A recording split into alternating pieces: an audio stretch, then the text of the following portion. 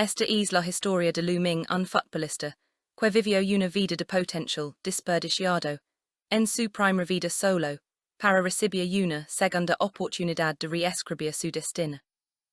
Luming fue una vez conocido como el adolescente más talentoso del fútbol chino, un prodigio que ganó el título de mejor jugador en la Liga Nacional Juvenil durante 3 años consecutivos, pero la promesa de su juventud se desmorona bajo el peso de sus propias decisiones se obsesiona, con el dinero y la fama que en la trampa de jugar partidos arreglados, para obtener ganancias, perseguir plazas fugaces y abandonó la disciplina que una vez lo había hecho, especially la edad de 37 años, fue expulsado del deporte que alguna vez amó y pasó el resto de su vida soportando la maldición del arrepentimiento, pero entonces ligó la muerte y con ella un milagro.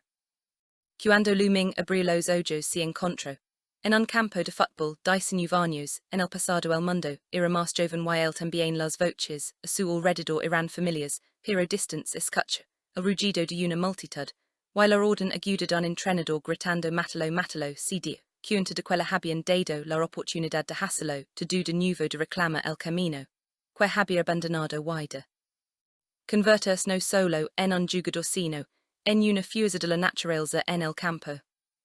La escena era un partido entre el equipo truno y el equipo oso un juego aparentemente ordinario, pero que marcaría el curso de la segunda vida de Luming la división oso.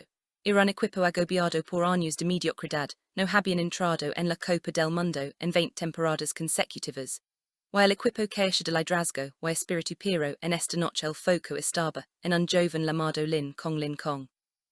Tenía 19 años, era la vanguardia de la división oso, y una estrella en ascenso, había anotado 22 goles, esa temporada y estaba a punto de convertirse en el máximo goleador más joven de la historia de la división. La presión era inmensa porque el presidente by el hombre que controlaba el destino de los jugadores, estaba en las gradas observando la Copa del Mundo, estaba a punto de comenzar y el presidente by estaba ali para reclutar talentos para el equipo nacional Lin, con sabia que si ganaba el premio al máximo goleador esa temporada podría ser llamado al equipo nacional para representar la división oso, un honor que había soñado toda su vida.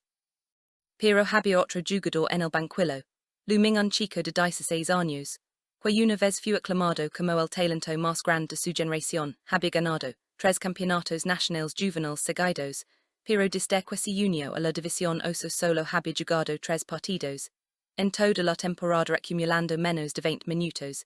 En el campo su entrenamiento era deficiente y se decía que a menudo trae chicas al dormitorio su reputación estaba destruida, y la María lo consideraba un fracasado, que no merecía ser llamado futbolista, pero el abuelo del presidente by había insistido en que prestara atención a Luming algo que la joven presidenta by no podía entender.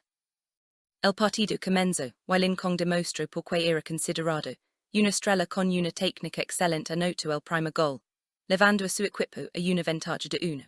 Asira la multitud en la cuestión y los comentaristas elogiaron su habilidad percha que Lincoln estaba destinado a la grandeza, pero en la segunda mitad anotó otro gol, asegurando su lugar como el máximo goleador más joven en la historia de la división. Oso la multitud lo vitoriba y percha que su camino hacia el equipo nacional estaba asegurado, pero entonces con solo 10 minutos restantes en el partido algo inesperado sucedió. El presidente by ordino que Luming entrar al campo sus asesores se opusieron argumentando que el juego ya estaba decidido, con un marcador de 2, asira y que Luming no había mostrado nada en toda la temporada, que justificara su inclusión pero el presidente by insistió que de que era capaz este chico, que su abuelo consideraba tan especial. Luming entró al campo caminando lentamente mientras sus compañeros corrían hacia el frente. El percha está en otro mundo. Los comentaristas se burlaron de su falta de agencia, y la multitud lo abucheó, pero entonces ocurrió algo extraordinario.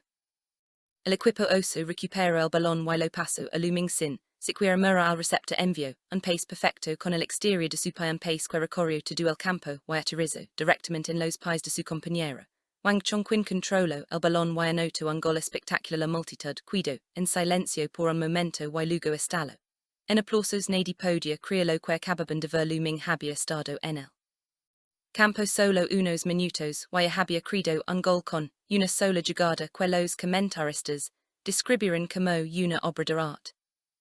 El partido terminó con una victoria de 2-1 para el equipo oso, pero la historia real estaba lejos de terminar en la conferencia de prensa posterior. Al partido se esperaba que el confure el centro de atención. Y si fue al principio el presidente by ofreció a Lin, con un contrato de 5 millones de yuanes, y un lugar en el equipo nacional persia, que el sueño de Lin con si había hecho realidad pero entonces.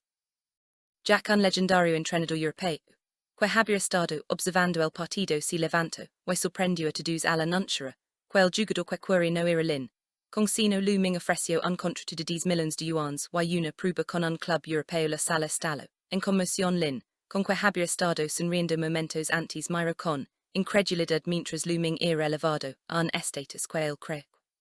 Le pertenecia. Lin con se sintió humillado y furioso, después de todo él era el máximo goleador la estrella, el que había trabajado duro mientras, que Luming era el vego, que había pasado la temporada en el banquillo. No podía aceptar que este advenedizo, fuera valorado más que él en una ranked era Lin, con desafío a Luming a un duelo un desafío 1 contra 1, con 5 disparos cada uno el perdedor tendría que abandonar el fútbol para siempre. Luming aceptó con una sonrisa tranquila. El duelo atrajo la atención de todos los presentes. Lin con comenzó, mostrando su técnica más devastadora, la técnica de la sombra mágica Shaolin, una combinación de fútbol y kung fu que hace que el balón pareciera multiplicarse en el aire. Era una técnica que había perfeccionado durante años, y que muy pocos podían detener, pero Luming no se inmutó, activo una habilidad que la había sido otorgada por el sistema, que despertó en él en su renacimiento la habilidad de predicción definitiva, que le permitió ver a través de las intenciones de su oponente, con una precisión del 100%. Lin con lanzó su ataque, pero Luming adivinó cada movimiento, cada finta, cada engaño persia que Lin con se movía en cámara lenta mientras Luming desviaba cada disparo con una facilidad que dejaba a todos boquiabiertos. Cuando ligó el turno de Luming mostró un nivel de habilidad que nadie había visto antes. Sus movimientos eran fluidos, su control del balón era perfecto y su cambio de ritmo era tan rápido que Lin con no pudo tocar el balón. Ni una sola vez Luming anotó sus 5 disparos mientras Lin con no pudo anotar ni una. La multitud estaba en estado de shock. El prodigio había sido destrozado por el vego. Lin con caída rodillas en el campo derrotado y humillado mientras Luming lo miraba desde arriba diciendo que recordara esa sensación de ardilos porque esa sería su única actitud hacia él de ahora en adelante. Lin con no solo había perdido su reputación sino que también había perdido su lugar en el equipo nacional y su contrato milenario, pero su derrota no fue el final de la historia, fue solo el comienzo. Para Luming el presidente Biza que inicialmente había dudado de Luming ahora se enfrentaba a la realidad de que su abuelo tenía razón. Luming era algo especial, pero aún había desafíos por delante. Luming rechazó tanto la oferta del equipo nacional chino como la oferta europea de Jack en lugar de eso hizo una propuesta orders al presidente by aceptaria unias al equipo nacional pero con una condición que poder de veto sobre la lista del equipo nacional que eliminar a todos los jugadores que consideraba mediocres o corruptos. Que construyó un ejército de hierro capaz de matar dioses. El presidente by sorprendido per intrigado aceptó y así comenzó la verdadera transformación. Mientras tanto Jack el entrenador europeo regresó a su país y informó a sus superiores sobre Luming. Mostró videos de sus jugadas destacando su flexibilidad, su visión de juego y su capacidad para construir un modelo tridimensional completo del campo en su mente antes de pasar el balón, pero sus superiores en el club europeo no estaban convencidos. Para ellos el fútbol chino era una broma, un lugar lleno de partidos arreglados, corrupción y falta de disciplina. Argumentaron que ningún jugador chino había triunfado nunca en las 5 grandes ligas europeas, y que Luming no sería diferente. Uno de los directivos, llamado Schneider, se burló abiertamente de la idea, diciendo que no necesitaban monos orientales, que solo sabían hacer trucos, y que era mejor que se quedaran jugando al ping-pong. Jack se enfureció por la arrogancia de sus colegas, y les dijo que un día cuando vieron a Luming levantando la Copa del Mundo se ardelarían para arrepentirse de su estupidez. Mientras tanto en China looming si presento, en la based entrenamiento del equipo, national y encontro un desastre los jugadores veteranos, fumaban en las instalaciones, no respetaban las reglas, y estaban linos de una argancia, que no coincidia con su falta de éxito. En el campo looming no perdió tiempo en poner orden confronto, un veterano llamado Liu Guoxi, que fumaba en la base y ladillo, que no necesitaba saber. El nombre de la basura, que debía sacar sus preguntas de la mesa los otros jugadores, si burlaron de el diciendo, que era un novato que quería hacerse nota pero looming los enfrento a todos diciendos, que llevaban 20 años, sin clasificarse para la Copa del Mundo, que su supuesta contribución no valía nada y que desde ese momento no habría titulares, en el equipo nacional solo perros rabiosos dispuestos a correr hasta. Moria y soldados dispuestos a escachar. El primer entrenamiento, que ordinó fue una carrera de 10 kilómetros, con carga pesada y advirtió que cualquiera, que no pudiera completar la serie despedido de inmediato muchos de los jugadores veteranos, que se habían acostumbrado a una vida de comodidad y privilegio no pudieron completar la carrera y fueron expulsados del equipo nacional en un solo día. La noticia causó conmoción en los medios de comunicación y muchos se preguntaron si looming estaba loco por deshacerse de la mitad del equipo, principal antes de las eliminatorias de la Copa del Mundo. Pero looming no estaba interesado. En la opinión pública su objetivo era construir un equipo que pudiera competir en el escenario mundial. El próximo partido del equipo nacional era contra el equipo de Corea del Sur, un equipo conocido como los Tigres Asiáticos, un equipo que había dominado el fútbol asiático durante décadas. La mayoría de los expertos consideraban que el equipo chino no tenía posibilidades, especialmente después de que looming desmantelara el equipo, pero looming no estaba preocupado cuando le preguntaron si realmente podían ganar contra los Tigres Asiáticos. Respondió con desdén que en sus ojos, el equipo contrario no eran tigres sino un grupo de gatitos Hello Kitty, que solo sabían intercambiar tarjetas de presentación. Su confianza era absoluta, y comenzó a entrenar a su nuevo equipo, con una intensidad que ninguno de ellos había experimentado antes. Mientras tanto Lin Kong Quinn había sido derrotado y humillado públicamente, no podía aceptar su caída en desgracia. Su mente se llenó de rabia y obsesión, con la venganza contrató a un grupo de matones, para que emboscaran a looming y lo dejaran fuera del fútbol, para siempre los matones encontraran a looming en un callejón oscuro y se abalanzaran sobre él con intenciones violentas, pero looming los derrotó a todos con una facilidad aterradora. Su velocidad era tan superior que los matones ni siquiera podían verlo moverse cuando llegó el último de ellos. Ming lo obligó a arreglarse y lo dejó claro, que si querían jugar sucio él podía jugar mejor. Lin Kong fue arrestado por sus crímenes y enfrentó cargos por violencia organizada mientras estaba detenido. Grito que nunca dejaría a looming, incluso si se convertía en un fantasma, pero looming simplemente respondió que entonces fuera un fantasma porque el reino de los dioses no era un lugar para él. La historia de looming se extendió como la pólvora y pronto el mundo del fútbol comenzó a prestar atención a joven que había rechazado millones para construir un equipo desde cero.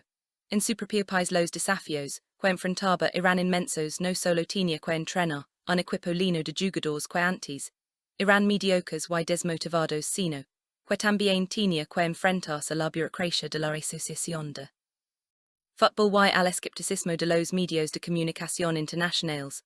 Pero looming no se dejó intimidar por nada de esto. Su sistema de renacimiento lo otorgaba habilidades que mejoraban con cada desafío, que superaba completo una tarea de avance de límite de velocidad que aumentó su tasa de pace al 80%, y le otorgó habilidades pasivas que mejoraban todos sus atributos en un 10% además.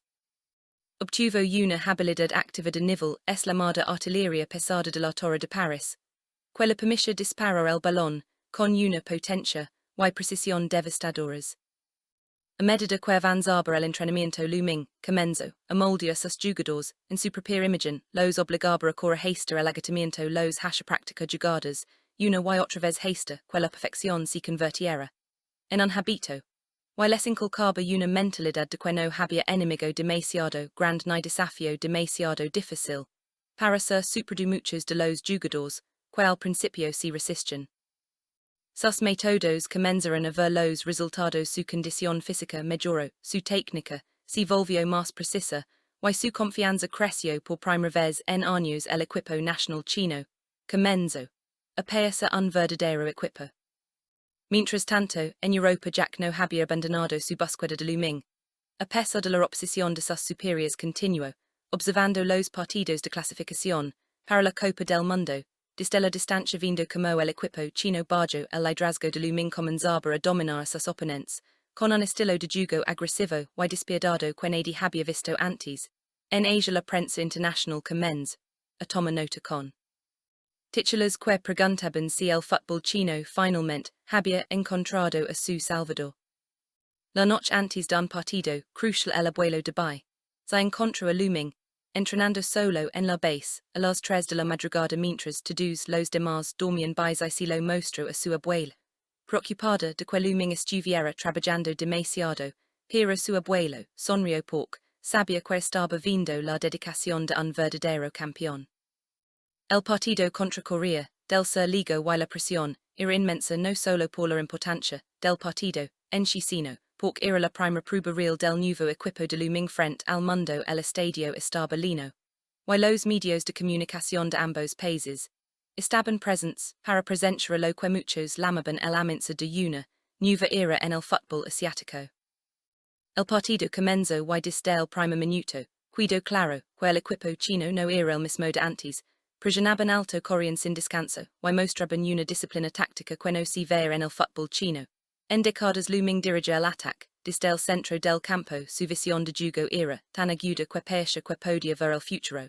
Y sus pares encontraban a sus compañeros con una precisión que dejaba boquiabiertos a los comentaristas. El del Sur que estaba acostumbrado a dominar a China no podía seguir el ritmo.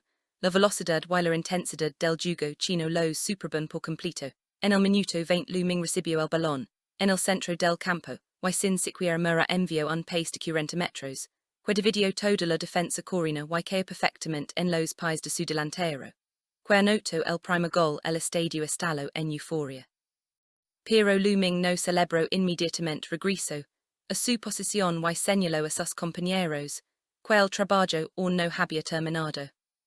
Segunda mitad, Corea del Sur intenta reaccionar, pero cada vez que intentaban atacar se encontraban con un muro defensivo, que no podían penetrar. Luming organizaba la presión desde atrás y cuando recuperaban el balón, lanzaban contraataques devastadores, que dejaban a la defensa coreana en ruinas. Al final el partido terminó con una victoria aplastante para China 3-0, un resultado que nadie había predicho. Y que sacudió los cimientos del fútbol asiático. La prensa internacional se volcó en elogios a Luming y al equipo chino. Titulares de todo el mundo proclamaban que el fútbol chino había renacido y que Luming era el jugador más emocionante que había surgido de Asia en una generación, pero Luming no se dejó llevar por la regulación, sabía que el camino hacia la Copa del Mundo aún era largo, y que los verdaderos desafíos estaban por venir. En Europa Schneider el directivo que había despreciado a Luming se enfrentó a las consecuencias de su arrogancia cuando el equipo chino continuó ganando partidos, y la prensa europea comenzó a preguntarse por qué ningún club importante había fichado a Luming cuando había tenido la oportunidad. Jack que había sido marginado por sus colgas fue reivindicado y comenzó a presionar nuevamente para que el club fichara. Ming antes de que fuera demasiado tarde, pero Luming ya había dejado claro que no se movería a Europa hasta después de la Copa del Mundo. Tenía una misión que cumplir primero. A medida que avanzaban las eliminatorias el equipo chino se enfrentó a rivals cada vez más difíciles, pero bajo el liderazgo de Luming, superan cada obstáculo con una combinación de habilidad física, disciplina táctica y una determinación feroz que los convirtió en el equipo. A batir en Asia cada victoria aumentaba la confianza del equipo, y cada actuación de Luming consolidaba su reputación como uno de los jugadores más talentosos del mundo. Pero la presión también aumentó la recesión de fútbol china que inicialmente había rapiado a regañadientes. Los métodos de Luming comenzó a sentirse incómoda con el poder que había acumulado. Su capacidad para vetar jugadores que consideraba no aptos había creado enemigos poderosos en la burocracia del fútbol chino. y comenzaron a circular rumores de que querían deshacerse de él antes, de que se volviera demasiado poderoso. Al mismo tiempo con que estaba impresión por sus crímenes recibió noticias, de que Luming estaba teniendo éxito, en el campo mientras, él estaba encerrado, la amargura y la rabia lo consumían, y promptio que si alguna vez se le haría, to do lo posible por destruir a Luming sin, importa el costo. La historia de Luming es, en su núcleo una historia de redención, y transformación un hombre que desperdició su talento. En su primera vida por avaricia y egoísmo encontró una segunda oportunidad no solo para redimirse a sí mismo sino, para redimir todo un sistema deportivo, que había caído en la corrupción, y la mediocridad su viaje desde ser considerado un vago inútil hasta convertirse en el líder de una revolución futbolística, es un testimonio del poder de la determinación, y la creencia inquebrantable en uno mismo. Los desafíos que enfrentó fueron inmensos, no solo los rivals, en el campo sino, también la corrupción fuera de la falta de fe de su propia asociación de fútbol, y el escepticismo del mundo del fútbol, que durante mucho tiempo había dado por sentado que China nunca produciría un jugador verdaderamente grande, pero Luming enfrentó cada desafío, con la misma actitud de Jairo, que demostró, en el campo nunca retrocedió. Nunca se disculpó y nunca dijo que nadie dictara su camino. Su sistema de renacimiento fue una parte crucial de su viaje otorgando habilidades, que mejoraban a medida que superaba obstáculos, pero el verdadero poder de Luming no provenía del sistema, provenía de su propia voluntad de Jairo. Su negativa, a repetir los errores de su vida pasada y su deseo de construir algo duradero, no solo para él sino, para el fútbol de su país. El equipo nacional que construyó no era simplemente un grupo de jugadores talentosos, era un ejército forjado en el fuego de un entrenamiento, implacable y unido por un propósito, común querían demostrar al mundo que el fútbol chino no era una broma, querían devolver el orgullo a una nación que había esperado 20 años para ver a su equipo en la Copa del Mundo y querían seguir a su líder Luming, a donde se que los levara. A medida que se acaba la Copa del Mundo la anticipación alcanzó niveles febriles. En China el equipo nacional era el tema de conversación. En todos los juegos, y Luming era un héroe nacional incluso, aquellos que antes lo habían criticado. Ahora lo veneraban como el salvador del fútbol chino, pero Luming no se dejó distraer por la fama sabia que el verdadero desafío, apenas comenzaba la Copa del Mundo era donde se separaban a los hombres de los niños, y él estaba decidido a demostrar que él y su equipo pertenecían al escenario más grande del mundo. El día del sorteo de la Copa del Mundo China fue colocada en un grupo difícil con equipos de Europa y América del Sur que tenían décadas de experiencia. En el escenario mundial los expertos predijeron que China terminaría última en su grupo y que la emoción de su clasificación se desvanecería rápidamente cuando se enfrentaron a una competencia real, pero Luming tenía otros planes, cuando se le preguntó sobre las posibilidades de China en la Copa del Mundo, respondió con su confianza característica, que no solo iban a competir sino, que iban a ganarlo todo. Los preparativos para la Copa del Mundo fueron intensos. Luming llevó a su equipo a un campamento de entrenamiento en las montañas donde él era fino, y el terreno era duro, los hizo correr por senderos empinados, y practica bajo la lluvia y el calor extremo, no había días de descanso. Ni concesión a la comodidad algunos jugadores se quejaron de que los estaba matando, pero Luming les recordó que el equipo que enfrentarían en la Copa del Mundo los mataría si no estaban listos. Mientras tanto, en Europa Jack finalmente logró convencer a sus superiores de que Luming era el verdadero negocio después de verlo dominar en las eliminatorias asiáticas, y escuchó los informes de sus cazatalentos, que habían ido a verlo jugar en persona el club europeo decidió hacer un movimiento por Luming ofreciendo un contrato multimillonario, que lo convertiría en uno de los jugadores mejor pagados del mundo. Ming rechazó la oferta nuevamente diciendo que tenía negocios pendientes en la Copa del Mundo antes de ir a Europa. La noche antes del primer partido de la Copa del Mundo, Luming se sentó solo en su habitación de hotel reflexionando sobre el viaje que lo había traído hasta aquí, recordaba su vida pasada, los errores que había cometido, el dinero que lo había corrompido y el vacío que había dejado En su interior pero también recordaba la segunda oportunidad que la había sido otorgada y la promesa que se había hecho a sí misma. No desperdiciarla esta vez sus pensamientos se dirigieron a sus compañeros, los que habían querido a su lado a través del infierno del entrenamiento, los que habían creído en su visión y los que estaban a punto de salir al campo, con él para enfrentar al mundo. El primer partido de la Copa del Mundo para China fue contra una potencia europea un equipo lleno de estrellas, que jugaban en los clubs más grandes del mundo. Las gradas estaban llenas de aficionados chinos, que habían viajado desde todo el mundo para presenciar el momento histórico, y los medios de comunicación internacionales estaban allí para ver si el equipo de Lu Ming podía estar a la altura de las expectativas. Desde el partido inicial China mostró que no tenía miedo, presionaron alto corrieron sin descanso, y jugaron con una intensidad que tomó por sorpresa sus oponentes europeos, que esperaban un partido fácil contra los recién llegados de Asia. Lu Ming era el corazón del equipo orquestando el ataque, con su visión y precisión características, pero también mostró una fiesta de su juego, que nadie había visto antes cuando fue necesario defendió con ferocidad entrando en tackles que hicieron retroceder a los jugadores europeos. El partido fue un duelo titánico. Ambos equipos crearon oportunidades, pero los porteros estaban inspirados, y las defensas se mantuvieron firmes cuando el reloj ligó. Al minuto 85 el marcador seguía 0-0 parecía que el partido terminaría en empate, pero entonces Lu Ming recibió el balón en el centro del campo via un pequeño espacio en la defensa europea y supo que era su momento.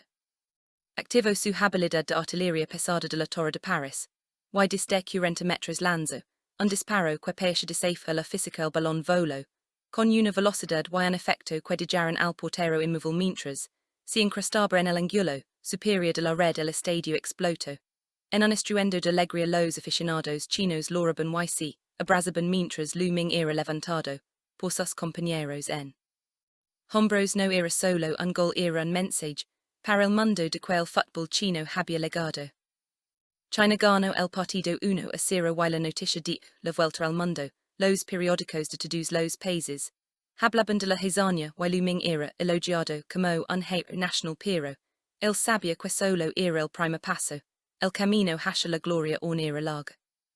El segundo partido de la fase de grupos fue contra un equipo sudamericano conocido por su habilidad técnica y su destreza ofensiva. Esta vez los europeos no subestimaron a China y el partido fue una batalla campal. Desde el principio ambos equipos intercambiaron golpes, y el marcador se movió de un lado a otro. Lu Ming anotó un gol y dio 2 asistencias, pero el equipo sudamericano también era peligroso y el partido estaba empatado a 2 en el tiempo de descuento cuando China ganó un tiro libre a 30 metros de la portería. Lu Ming se colocó detrás del balón, y toda la esperanza de una nación descansaba sobre sus hombros. Respiró hondo, recordó todos los sacrificios, todas las horas de entrenamiento, todos los momentos de duda que había superado, y luego golpeó el balón con una precisión que parecía sobrenatural. El balón voló sobre la barrera super el portero y se alojó en la red. El estadio rugió y China había ganado su segundo partido,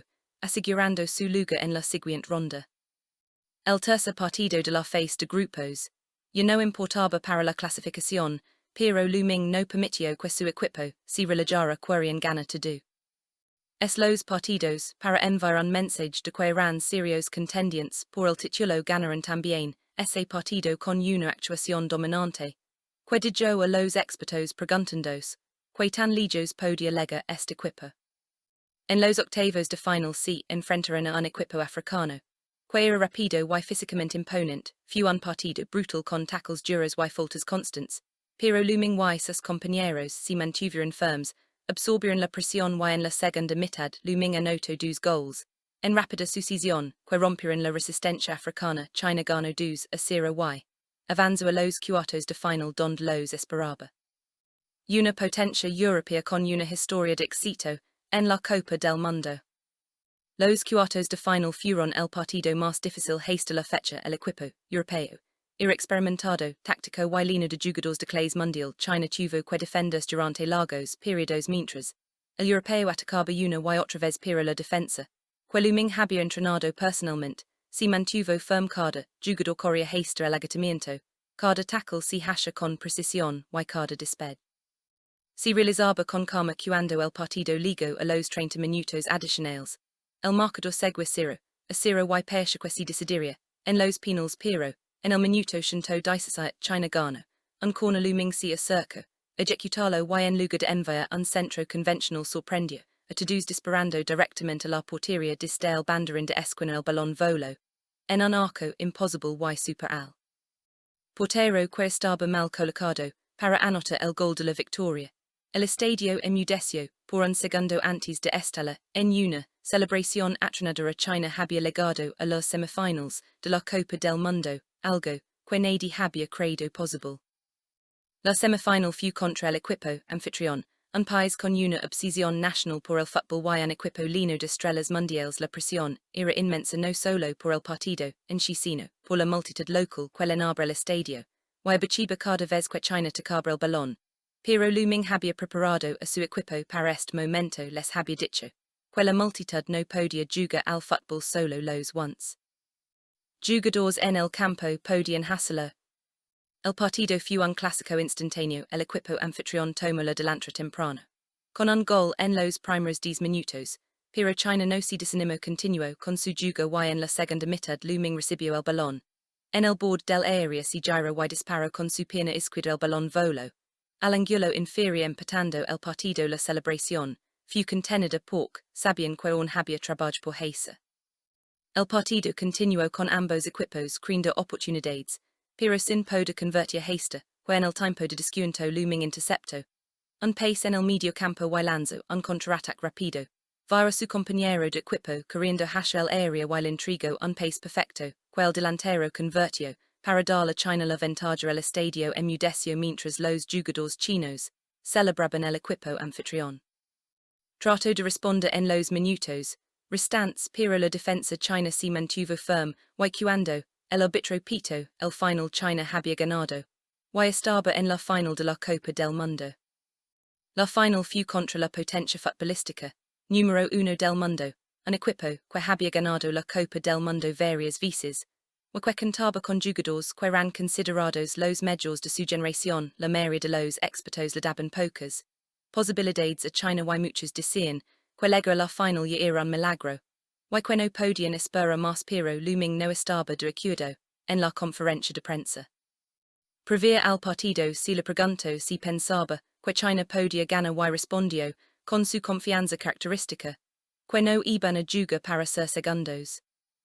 El día de la final el mundo entero estaba mirando el estadio, estaba lleno hasta el top y miles de millones de personas veían por televisión, looming llevó a su equipo al campo con la cabeza en alto sin mostrar ningún signo de nerviosismo.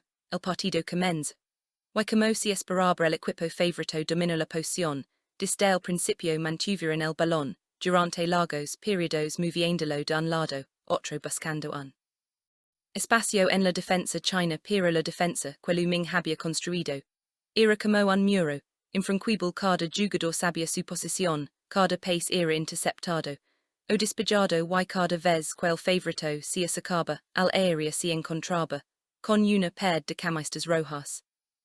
Segunda mitad China comenzó, encontraba su ritmo. Looming comenzó, recibía más el balón y su visión de juego comenzó abrir espacios en la defensa favorita. En el minuto 65 looming recibió el balón en el centro del campo, y en lugar de pasarlo inmediatamente como había hecho durante todo el partido, amigo a un defensa y luego lanz un pase de 40 metros, que dividió toda la defensa y dejó a su compañero de equipo solo, frente al portero. El delantero mantuvo la calma y disparó colocando el balón en la red. El estadio estalló en un rugido de alegría mientras los jugadores chinos celebraban el gol más importante en la historia de su país. El equipo favorito no se rindió y lanzó todo su poder ofensivo contra China en los últimos 20 minutos, crearon múltiples oportunidades de gol, pero el portero chino, que había sido criticado antes del torneo por su falta de experiencia, hizo atallada tras atallada persa que un muro invisible protegía la portería china. Cuando el reloj ligó al minuto 90 el marcador seguía 1-0 y el árbitro agrega 7 minutos de tiempo de descuento, que se sintieron como una eternidad para los aficionados chinos. En el minuto 95 el equipo favorito ganó un tiro. Libre 25 metros de la portería era, su última oportunidad su estrella máxima se coloca detrás del balón, y todos en el estadio contuvieron la respiración el disparo. Fu perfecto volo hacia la escuadra pero el portero chino volo. A través del air y con la punta de los dedos desviar el balón. Al corner el estadio enmudeció por un momento. Antes de cuestelar una celebración ensordecedora los jugadores chinos, se abrazaron mientras, el árbitro pito. El final del partido China era campeona del mundo. Luming fu levantado, en hombros, por sus compañeros mientras las lágrimas corrían, por sus mejillas. Recordó su vida pasada el dinero, la corrupción, el vacío, y luego mira hacia arriba y vio a su abuelo. En las gradas, sonriendo mientras ondía una bandera China en ese momento supo, que había cumplido su promesa había transformado el infierno. En su patio trasero y había devuelto el orgullo a una nación. La historia de Luming no terminó con la Copa del Mundo, después del torneo, finalmente aceptó la oferta de Jack y mudo, Europa para jugar en uno de los clubes más grandes del mundo su cara ali, fue tan exitosa como su cara international ganando múltiples campeonatos. Y premios individuals, pero siempre recordaba sus races, y regularmente regresaba a China para ayudar a desarrollar el fútbol, en su país natal. Lincoln quien había seguido la Copa del Mundo, desde la prisión, observó como Luming levantaba el trofeo y por primera vez comprendió la magnitud de su derrota, no fue solo. Que Luming fuera medio fue que Luming había entendido algo que él nunca había entendido, que el fútbol no se trataba de fama o fortuna sino de algo más profundo de trabajo, en equipo de sacrificio, y de la voluntad de levantarse cuando todos esperaban que era. El presidente Bai, que inicialmente había ayudado de Luming se convirtió en una de sus más aliadas utilizando su posición para reformar la Asociación de Fútbol China y implementar muchas de las ideas que Luming había defendido sobre la disciplina, la integridad y la importancia de construir desde la base. El abuelo de Bai el hombre que había visto algo en Luming cuando nadie más lo hizo, vivió para ver a China ganar la Copa del Mundo y falleció poco después en paz sabiendo que su fe en el fútbol chino no había sido en vano. La historia de Luming es una historia de segundas oportunidades, una historia de redención, y una historia de lo que es posible cuando alguien con talento decide no desperdiciarlo. Es una historia que inspira a millones de personas en China y en todo el mundo porque demostró que no importa cuán bajo haya quedado una persona siempre hay una oportunidad de levantarse y reclamar su destino. Luming pasó de ser un paria a ser un héroe de ser considerado un vago a ser aclamado como el mejor jugador del mundo pero, para él los trofeos y los elogios nunca fueron lo más importante era la promesa que se había hecho a sí mismo en ese campo de fútbol 19 años, en el pasado la promesa de que esta vez lo haría bien esta vez no desperdiciaría su talento, esta vez usaría su segunda oportunidad para construir algo que duraría para siempre. Y así el chico, que una vez fue conocido como el mejor desperdicio de talento, en la historia del fútbol chino, se convirtió en una leyenda, un hombre cuyo nombre se pronunciaba con reverencia en todos los campos de fútbol del país. Un hombre que demostró que con suficiente determinación, incluso los sueños más imposibles, podían hacerse realidad porque después de todo Luming no solo ganó una Copa del Mundo, ganó una segunda oportunidad y la aprovechó al máximo, transformando no solo su vida sino el destino de una nación entera que había esperado demasiado tiempo para tener un héroe al que ama propia. Esta es la historia de Luming, un futbolista que vivió una vida de potencial desperdiciado en su primera vida solo para recibir una segunda oportunidad de reescribir su destino. Luming fue una vez conocido como el adolescente más talentoso del fútbol chino, un prodigio que ganó el título de mejor jugador en la Liga Nacional Juvenil durante 3 años consecutivos, pero la promesa de su juventud se desmorona bajo el peso de sus propias decisiones se obsesiona con el dinero y la fama que en la trampa de jugar partidos arreglados para obtener ganancias, perseguir plazas fugaces y abandonó la disciplina que una vez lo había hecho, especially la edad de 37 años, Fue expulsado del deporte, que alguna vez amo y paso, el resto de su vida soportando la maldición del arrepentimiento, pero entonces ligo la muerte y con ella un milagro. Cuando luming abrió los ojos se encontró en un campo de fútbol 19 años, en el pasado el mundo era más joven y él también las voces a su alrededor eran familias, pero distance escucha, el rugido de una multitud, y la orden aguda de un entrenador gritando mátalo, si dio, cuenta de quella habían dado la oportunidad de hacerlo, to do de nuevo de reclama el camino, que había abandonado vida. Convertirse no solo en un jugador sino, en una fuerza de la naturaleza en el campo.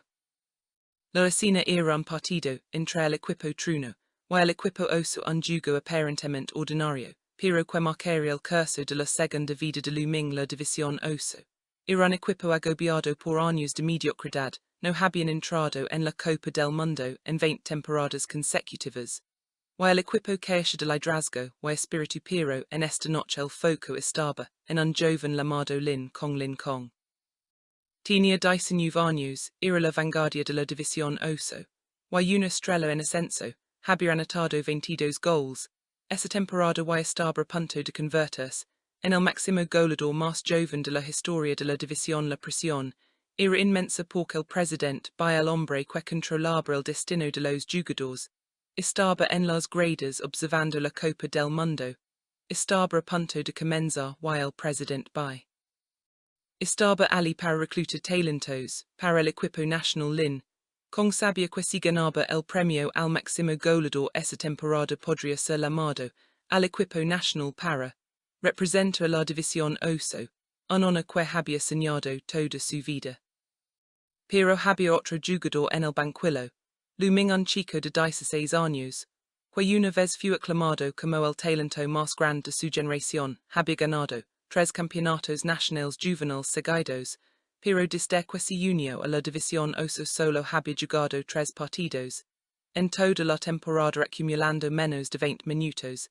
En el campo su entrenamiento era deficiente y se decía que menudo trae.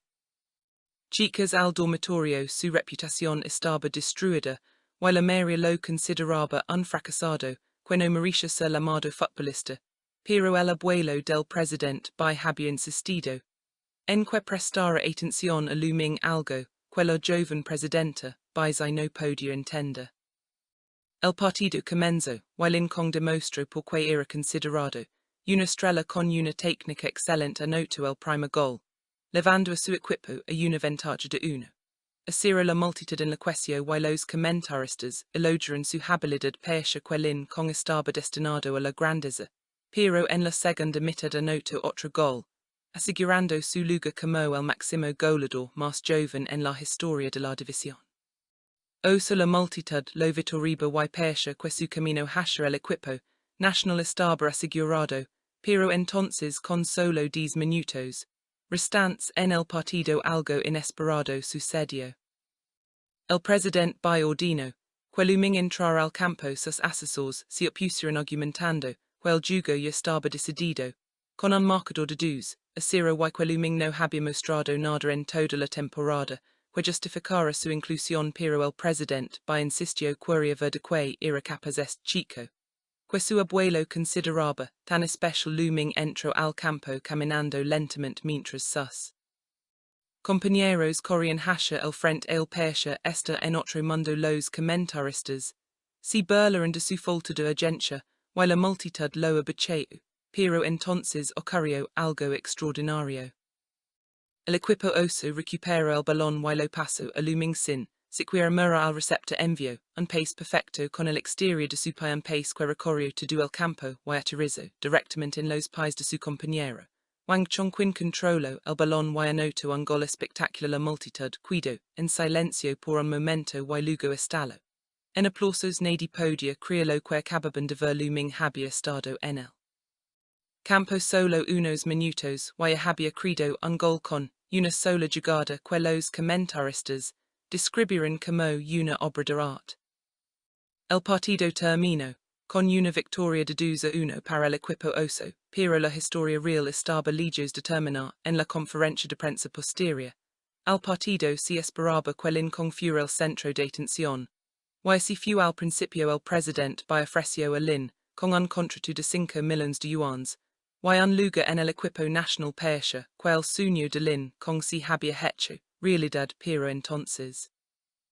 Jack un legendario entrenador europeo, que había estado observando el partido se levantó, y sorprendió a todos al anunciar, que el jugador que quería no era lin, con sino looming ofreció un contrato de 10 millones de yuans y una prueba con un club europeo la sala estalo, en conmoción lin, con que había estado sonriendo momentos antes miro con incredulidad mientras looming era elevado a un estatus que él cree.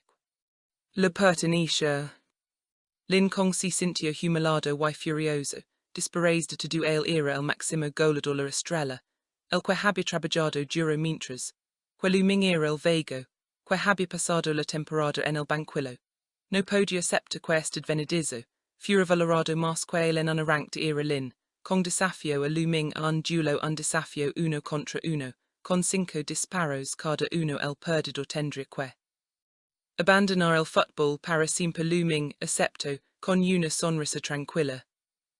El duelo atrajo la atención de todos los presents lin con comenzo, mostrando su técnica más devastadora la técnica de la sombra mágica Shaolin una combinación de fútbol y kung fu que hasha que el balón pareciera multiplicas, en el aire era una técnica que había perfeccionado durante años, y que muy pocos podían detener, pero looming no se inmuto, activo una habilidad que la había sido otorgada por el sistema. Que despertó en él en su renacimiento la habilidad de predicción definitiva, que le permitió ver a través de las intentions de su oponente, con una precisión del 100% lin con lanzo. Su ataque pero looming adivino cada movimiento, cada finta cada engaño persia que lin, con si movía en cámara lenta mientras, looming desviaba cada disparo con una facilidad, que dejaba a todos boquiabiertos. Cuando ligo el turno de looming mostró un nivel de habilidad, que nadie había visto antes. Sus movimientos eran fluidos, su control del balón era perfecto y su cambio de ritmo era tan rápido, que lin con no pudo tocar el balón. Ni una sola vez looming anotó sus 5 disparos mientras lin, con no pudo anotar ni una la multitud estaba en estado de shock, el prodigio había sido destrozado por el vego lin con caída. Rodillas en el campo derrotado y humillado mientras, looming lo miraba desde arriba diciendo que recordara esa sensación de ardilos pork, esa sería su única actitud, hasha él de ahora en adelante. Lin con no solo había perdido su reputación sino, que también había perdido su lugar en el equipo nacional y su contrato milenario, pero su derrota no fue el final de la historia, fue solo el comienzo. Para looming el presidente Biza que inicialmente había ayudado de looming ahora, se enfrentaba a la realidad de que su abuelo tenía razón, looming era algo especial, pero aún había desafíos por delante looming. Rechazó tanto la oferta del equipo nacional chino, como la oferta europea de Jack en lugar de eso hizo. Una propuesta orders al presidente by aceptaria unias, al equipo nacional pero, con una condición queria poder de veto, sobre la lista del equipo nacional queria, eliminar a todos los jugadores que consideraba mediocres, o corruptos queria construir un ejército de hierro capaz de matar dioses, el presidente by sorprendido per. Intrigado aceptó y, así comenzó la verdadera transformación. Mientras tanto Jack el entrenador europeo, regresó a su país y informó a sus superiores sobre looming mostró videos de sus jugadas destacando su flexibilidad, su visión de juego, y su capacidad para construir un modelo tridimensional completo del campo, en su mente antes de pasar el balón, pero sus superiores, en el club europeo no estaban convencidos, para ellos el fútbol chino era una broma en lugar lino de partidos. Arreglados corrupción, y falta de disciplina argumentaron que ningún jugador chino había triunfado nunca en las 5 grandes ligas europeas, o que looming no sería diferente uno de los directivos, llamado Schneider se burló abiertamente de la idea, diciendo que no necesitaban monos orientals, que solo sabían hacer trucos, y que era mejor que se quedaran jugando al ping-pong. Jack se enfureció por la arrogancia de sus colegas, y les dijo que un día cuando Vieran illuming levantando la copa del mundo, Sierra delirian para repentirse de su. Estupides.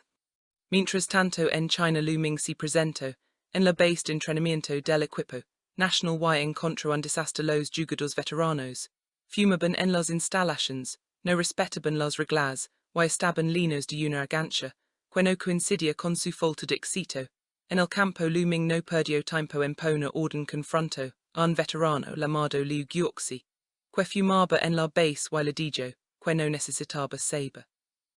El nombre de la basura, que debía sacar sus preguntas de la mesa los otros jugadores, si burlaron de el diciendo, que era un novato que quería hacerse nota pero looming los enfrento a todos diciendos, que llevaban 20 años sin clasificarse para la Copa del Mundo, que su supuesta contribución no valía nada y que desde ese momento no habría titulares en el equipo nacional solo perros rabiosos dispuestos a correr hasta. Moria y soldados dispuestos a escachar. El primer entrenamiento, que ordinó fue una carrera de 10 kilómetros, con carga pesada y advirtió que cualquiera, que no pudiera completar la serie despedido de inmediato muchos de los jugadores veteranos, que se habían acostumbrado a una vida de comodidad y privilegio no pudieron completar la carrera y fueron expulsados del equipo nacional en un solo día. La noticia causó conmoción en los medios de comunicación y muchos se preguntaron si looming estaba loco por deshacerse de la mitad del equipo principal antes de las eliminatorias de la Copa del Mundo, pero looming no estaba interesado. En la opinión pública su objetivo era construir un equipo que pudiera competir en el escenario mundial.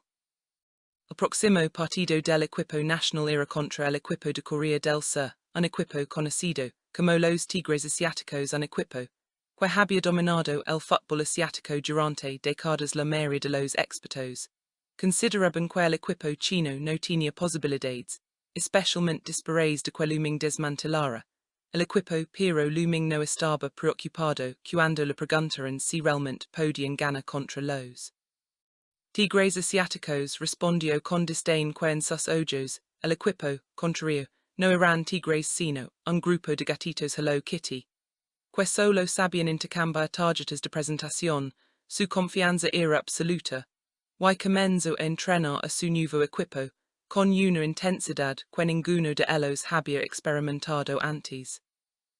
Mientras tanto Lin Kong Quin había sido derrotado y humillado públicamente, no podía aceptar su caída en desgracia.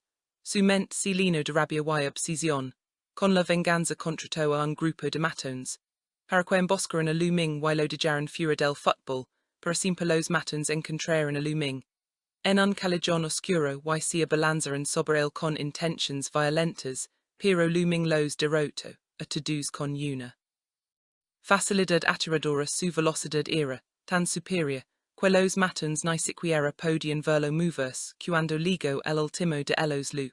Ming lo obligó a arrodillarse y lo dejó claro que si querían jugar sucio él podía jugar mejor.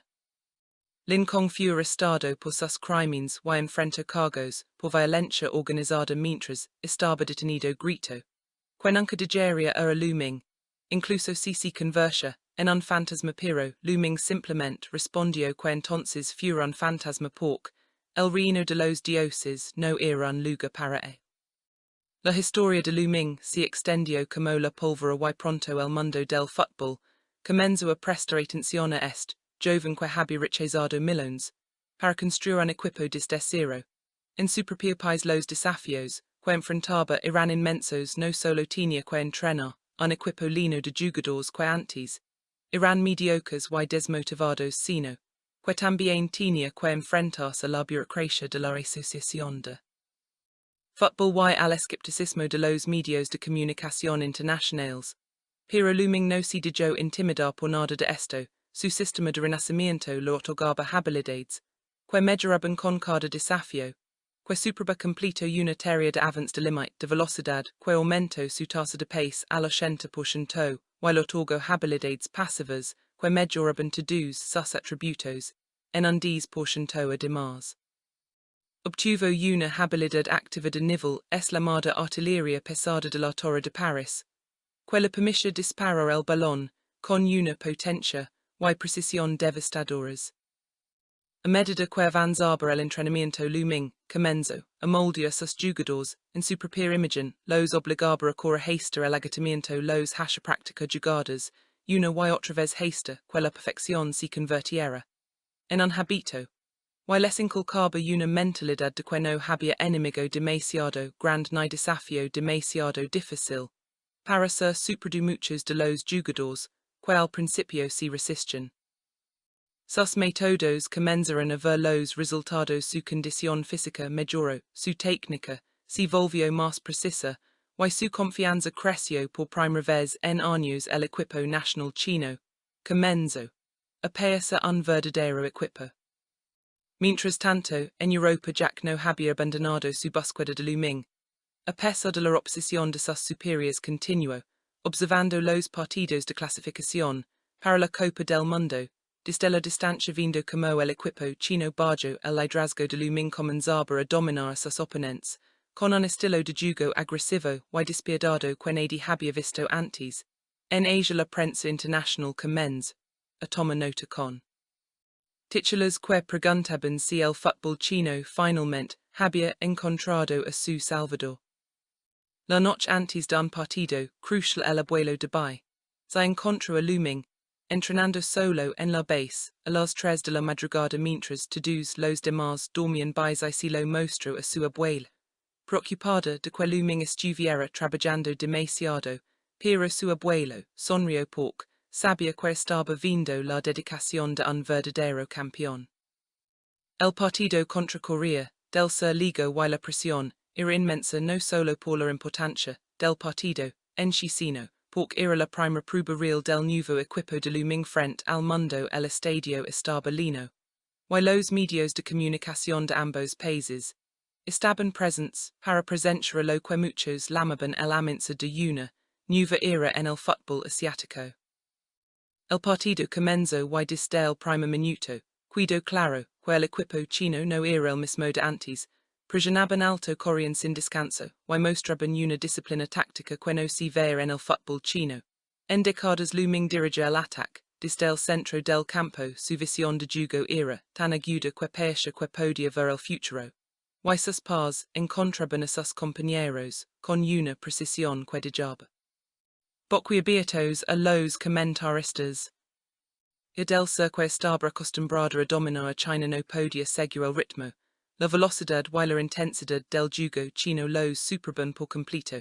En el minuto 20 luming recibió el balón en el centro del campo, y sin siquiera mirar envió un pace de 40 metros, que dividió toda la defensa coreana y cayó perfectamente en los pies de su delantero, que anotó el primer gol. El estadio estalló en euforia. Pero luming no celebró inmediatamente, regresó a su posición y señaló a sus compañeros que el trabajo aún no había terminado. Segunda mitad, Corea del Sur intenta reaccionar, pero cada vez que intentaban atacar se encontraban con un muro defensivo, que no podían penetrar. Luming organizaba la presión desde atrás y cuando recuperaban el balón, lanzaban contraataques devastadores, que dejaban a la defensa coreana en ruinas. Al final el partido terminó con una victoria aplastante para China 3-0, un resultado que nadie había predicho. Y que sacudió los cimientos del fútbol asiático. La prensa internacional se volcó en elogios a luming y al equipo chino. Titulares de todo el mundo proclamaban que el fútbol chino había renacido y que luming era el jugador más emocionante que había surgido de Asia en una generación, pero luming no se dejó levar por la regulación. Sabía que el camino hacia la Copa del Mundo aún era largo, y que los verdaderos desafíos estaban por venir. En Europa Schneider, el directivo que había despreciado a luming, se enfrentó a las consecuencias de su arrogancia cuando el equipo chino continuó ganando partidos, y la prensa europea comenzó a preguntarse por qué ningún club importante había fichado a luming cuando había tenido la oportunidad. Jack que había sido marginado por sus colgas fue reivindicado y comenzó a presionar nuevamente para que el club fichara. Ming antes de que fuera demasiado tarde, pero luming ya había dejado claro que no se movería a Europa hasta después de la Copa del mundo tiene una misión que cumplir primero. A medida que avanzaban las eliminatorias el equipo chino se enfrentó a rivals cada vez más difíciles, pero bajo el liderazgo de Lu Ming, superaron cada obstáculo con una combinación de habilidad física, disciplina táctica y una determinación feroz, que los convirtió en el equipo. Abatir en Asia cada victoria aumentaba la confianza del equipo, y cada actuación de Lu Ming consolidaba su reputación como uno de los jugadores más talentosos del mundo. Pero la presión también aumentó la recesión de fútbol china que inicialmente había rapiado a regañadientes los métodos de Lu Ming comenz a sentirse incómoda con el poder que había acumulado, su capacidad para vetar jugadores que consideraba no aptos había creado enemigos poderosos en la burocracia del fútbol chino, y comenzaron a circular rumores de que querían deshacerse de él antes de que se volviera demasiado poderoso. Al mismo tiempo Lin, con que estaba en prisión por sus crímenes, recibió noticias de que Lu Ming estaba teniendo éxito en el campo mientras él estaba encerrado. La amargura y la rabia lo consumían, y promptó que si alguna vez se le haría todo lo posible por destruir a Lu Ming sin importar el costo. La historia de Lu Ming es, en su núcleo, una historia de redención y transformación. Un hombre que desperdició su talento en su primera vida por avaricia y egoísmo encontró una segunda oportunidad no solo para redimirse a sí mismo sino para redimir todo un sistema deportivo que había caído en la corrupción, y la mediocridad. Su viaje desde ser considerado un vago inútil hasta convertirse en el líder de una revolución futbolística es un testimonio del poder de la determinación y la creencia inquebrantable en uno mismo. Los desafíos que enfrentó fueron inmensos, no solo los rivals en el campo sino también la corrupción fuera de él, la falta de fe de su propia asociación de fútbol, y el escepticismo del mundo del fútbol, que durante mucho tiempo había dado por sentado que China nunca produciría un jugador verdaderamente grande. Pero Lu Ming enfrentó cada desafío con la misma actitud de héroe que demostró en el campo. Nunca retrocedió. Nunca se disculpó y nunca dejó que nadie dictara su camino. Su sistema de renacimiento fue una parte crucial de su viaje, otorgando habilidades que mejoraban a medida que superaba obstáculos. Pero el verdadero poder de Lu Ming no provenía del sistema, provenía de su propia voluntad de héroe, su negativa a repetir los errores de su vida pasada y su deseo de construir algo duradero, no solo para él sino para el fútbol de su país. El equipo nacional que construyó no era simplemente un grupo de jugadores talentosos, era un ejército forjado en el fuego de un entrenamiento implacable y unido por un propósito común. Querían demostrar al mundo que el fútbol chino no era una broma. Querían devolver el orgullo a una nación que había esperado 20 años para ver a su equipo en la Copa del Mundo, y querían seguir a su líder Lu Ming a donde se los llevara. A medida que se acercaba la Copa del Mundo, la anticipación alcanzó niveles febriles. En China el equipo nacional era el tema de conversación en todos los hogares, y Lu Ming era un héroe nacional incluso aquellos que antes lo habían criticado. Ahora lo veneraban como el salvador del fútbol chino. Pero Lu Ming no se dejó distraer por la fama sabia que el verdadero desafío apenas comenzaba. La Copa del Mundo era donde se separaban a los hombres de los niños, y él estaba decidido a demostrar que él y su equipo pertenecían al escenario más grande del mundo. El día del sorteo de la Copa del Mundo, China fue colocada en un grupo difícil con equipos de Europa y América del Sur que tenían décadas de experiencia en el escenario mundial. Los expertos predijeron que China terminaría última en su grupo y que la emoción de su clasificación se desvanecería rápidamente cuando se enfrentaron a una competencia real. Pero Lu Ming tenía otros planes cuando se le preguntó sobre las posibilidades de China en la Copa del Mundo, respondió con su confianza característica que no solo iban a competir sino que iban a ganarlo todo. Los preparativos para la Copa del Mundo fueron intensos. Lu Ming llevó a su equipo un campamento de entrenamiento, en las montañas donde el aire fino, y el terreno irregular los hizo corre por senderos empinados, y practica bajo la lluvia y el cal extremo, no había días de descanso, ni concesión a la comodidad algunos jugadores, si cuellan de que los estaba matando, pero looming les recuerdo que el equipo que enfrentarían en la Copa del Mundo los materia si no estaban listos. Mientras tanto, en Europa Jack finalmente logró convencer sus superiores de que looming era el verdadero negocio después de verlo dominar en las eliminatorias asiáticas, y escucha los informes de sus cazatalentos, que habían ido a verlo jugar en persona el club europeo decidió hacer un movimiento por looming ofreciendo un contrato multimillonario, que lo convertiría en uno de los jugadores mejor pagados del mundo.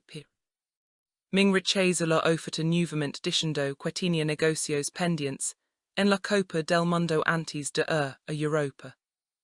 La noche antes del primer partido de la Copa del Mundo, Looming se sentó solo en su habitación de hotel reflexionando sobre el viaje que lo había traído hasta aquí recordaba su vida pasada los errores que había cometido el dinero que lo había corrompido y el vacío que había dejado en su interior pero también recordaba la segunda oportunidad que le había sido otorgada y la promesa que se había hecho a sí misma.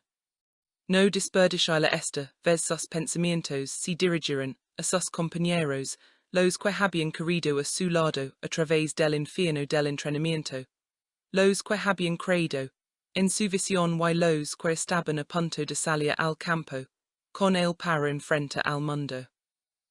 El primer partido de la Copa del Mundo para China fue contra una potencia europea un equipo lleno de estrellas, que jugaban en los clubs más grandes del mundo. Las gradas estaban llenas de aficionados chinos, que habían viajado desde todo el mundo para presenciar el momento histórico, y los medios de comunicación internacionales estaban allí para ver si el equipo de Looming podía estar a la altura de las expectativas. Desde el partido inicial China mostró que no tenía miedo, presionaron alto corrieron sin descanso, y jugaron con una intensidad que tomó por sorpresa sus oponentes europeos, que esperaban un partido fácil contra los recién llegados de Asia. Looming era el corazón del equipo orquestando el ataque, con su visión y precisión características, pero también mostró una faceta de su juego que nadie había visto antes cuando fue necesario defendió con ferocidad entrando en tackles que hicieron retroceder a los jugadores europeos. El partido fue un duelo titánico. Ambos equipos crearon oportunidades, pero los porteros estaban inspirados, y las defensas se mantuvieron firmes cuando el reloj ligó al minuto 85 el marcador seguía 0-0 parecía que el partido terminaría en empate, pero entonces Looming recibió el balón en el centro del campo via un pequeño espacio en la defensa europea y supo que era su momento. Activó su habilidad de artillería pesada de la Torre de París, y desde 40 metros lanzó un disparo que parecía deshacer la física. El balón voló con una velocidad y un efecto que dejaron al portero inmóvil mientras se incrustaba en el ángulo superior de la red. El estadio explotó en un estruendo de alegría. Los aficionados chinos loraban y se abrazaban mientras Looming era levantado por sus compañeros en hombros. No era solo un gol, era un mensaje para el mundo de que el fútbol chino había llegado. China ganó el partido 1-0 y la noticia de la vuelta al mundo. Los periódicos de todos los países hablaban de la hazaña y Looming era elogiado como un héroe nacional, pero él sabía que solo era el primer paso, el camino hacia la gloria aún era largo. El segundo partido de la fase de grupos fue contra un equipo sudamericano conocido por su habilidad técnica y su destreza ofensiva. Esta vez los europeos no subestimaron a China y el partido fue una batalla campal. Desde el principio ambos equipos intercambiaron golpes, y el marcador se movió de un lado a otro. Looming anotó un gol y dio 2 asistencias, pero el equipo sudamericano también era peligroso y el partido estaba empatado a 2 en el tiempo de descuento cuando China ganó un tiro libre a 30 metros de la portería. Looming se colocó detrás del balón, y toda la esperanza de una nación descansaba Sober sus hombros respiro hondo recordo todos los sacrificios, todas las horas de entrenamiento todos los momentos de juda que había superado y luego golpeó el balón, con una precisión, que parecía sobrenatural el balón voló sobre la barrera super el portero y se alojó en la red el estadio rugio, y China había ganado su segundo partido, asegurando su lugar en la siguiente ronda. El tercer partido de la fase de grupos, ya no importaba para la clasificación, pero Luming no permitió que su equipo se relegara querían ganar todo. Es los partidos para enviar un mensaje de que eran serios contendientes por el título ganaron también ese partido con una actuación dominante, que dejó a los expertos preguntándose, que tan lejos podía llegar este equipo. En los octavos de final se enfrentaron a un equipo africano, que era rápido y físicamente imponente, fue un partido brutal con tackles duros y faltas constantes, pero Luming y sus compañeros se mantuvieron firmes, absorbieron la presión y en la segunda mitad Luming anotó dos goles, en rápida sucesión, que rompieron la resistencia africana. China ganó 2-0 y avanzó a los cuartos de final donde los esperaba. Una potencia europea con una historia de éxito en la Copa del Mundo. Los cuartos de final fueron el partido más difícil hasta la fecha. El equipo europeo era experimentado, táctico y lleno de jugadores de clase mundial. China tuvo que defenderse durante largos periodos mientras el europeo atacaba una y otra vez, pero la defensa, que Luming había entrenado personalmente, se mantuvo firme. Cada jugador corría hasta el agotamiento, cada tackle se hacía con precisión y cada despeje se realizaba con calma. Cuando el partido llegó a los 30 minutos adicionales, el marcador seguía 0-0 y parecía que se decidiría en los penales, pero en el minuto 117 China ganó un corner. Luming se acercó a ejecutarlo y en lugar de enviar un centro convencional sorprendió a todos disparando directamente a la portería desde el banderín de esquina. El balón voló en un arco imposible y super al portero que estaba mal colocado para anotar el gol de la victoria. El estadio enmudeció por un segundo antes de estallar en una celebración atronadora. China había llegado a las semifinales de la Copa del Mundo, algo que nadie había creído posible. La semifinal fue contra el equipo anfitrión, un país con una obsesión nacional por el fútbol y un equipo lleno de estrellas mundiales. La presión era inmensa no solo por el partido en sí sino por la multitud local que llenaba el estadio, y abachiba cada vez que China tocaba el balón. Pero Luming había preparado a su equipo para este momento. Les había dicho que la multitud no podía jugar al fútbol solo los once. Jugadores en el campo podían hacerlo. El partido fue un clásico instantáneo. El equipo anfitrión tomó la delantera temprano, con un gol en los primeros 10 minutos, pero China no se desanimó. Continuó con su juego y en la segunda mitad Luming recibió el balón en el borde del área, se giró y disparó con su pierna izquierda. El balón voló al ángulo inferior, empatando el partido. La celebración fue contenida porque sabían que aún había trabajo por hacer. El partido continuó con ambos equipos creando oportunidades, pero sin poder convertir hasta que en el tiempo de descuento Luming interceptó un pase en el medio campo y lanzó un contraataque rápido. Vira su compañero de equipo corriendo hacia el área y le entregó un pase perfecto que el delantero convirtió para dar a China la ventaja. El estadio enmudeció mientras los jugadores chinos celebraban el equipo anfitrión. Trató de responder en los minutos restantes, pero la defensa china se mantuvo firme y cuando el árbitro pitó el final China había ganado y estaba en la final de la Copa del Mundo. La final fue contra la potencia futbolística número 1 del mundo, un equipo que había ganado la Copa del Mundo varias veces, y que contaba con jugadores que eran considerados los mejores de su generación. La mayoría de los expertos le daban pocas posibilidades a China y muchos decían que llegar a la final ya era un milagro, y que no podían esperar más, pero Luming no estaba de acuerdo en la conferencia de prensa. Previa al partido se le preguntó si pensaba que China podía ganar y respondió, con su confianza característica, que no iban a jugar para ser segundos.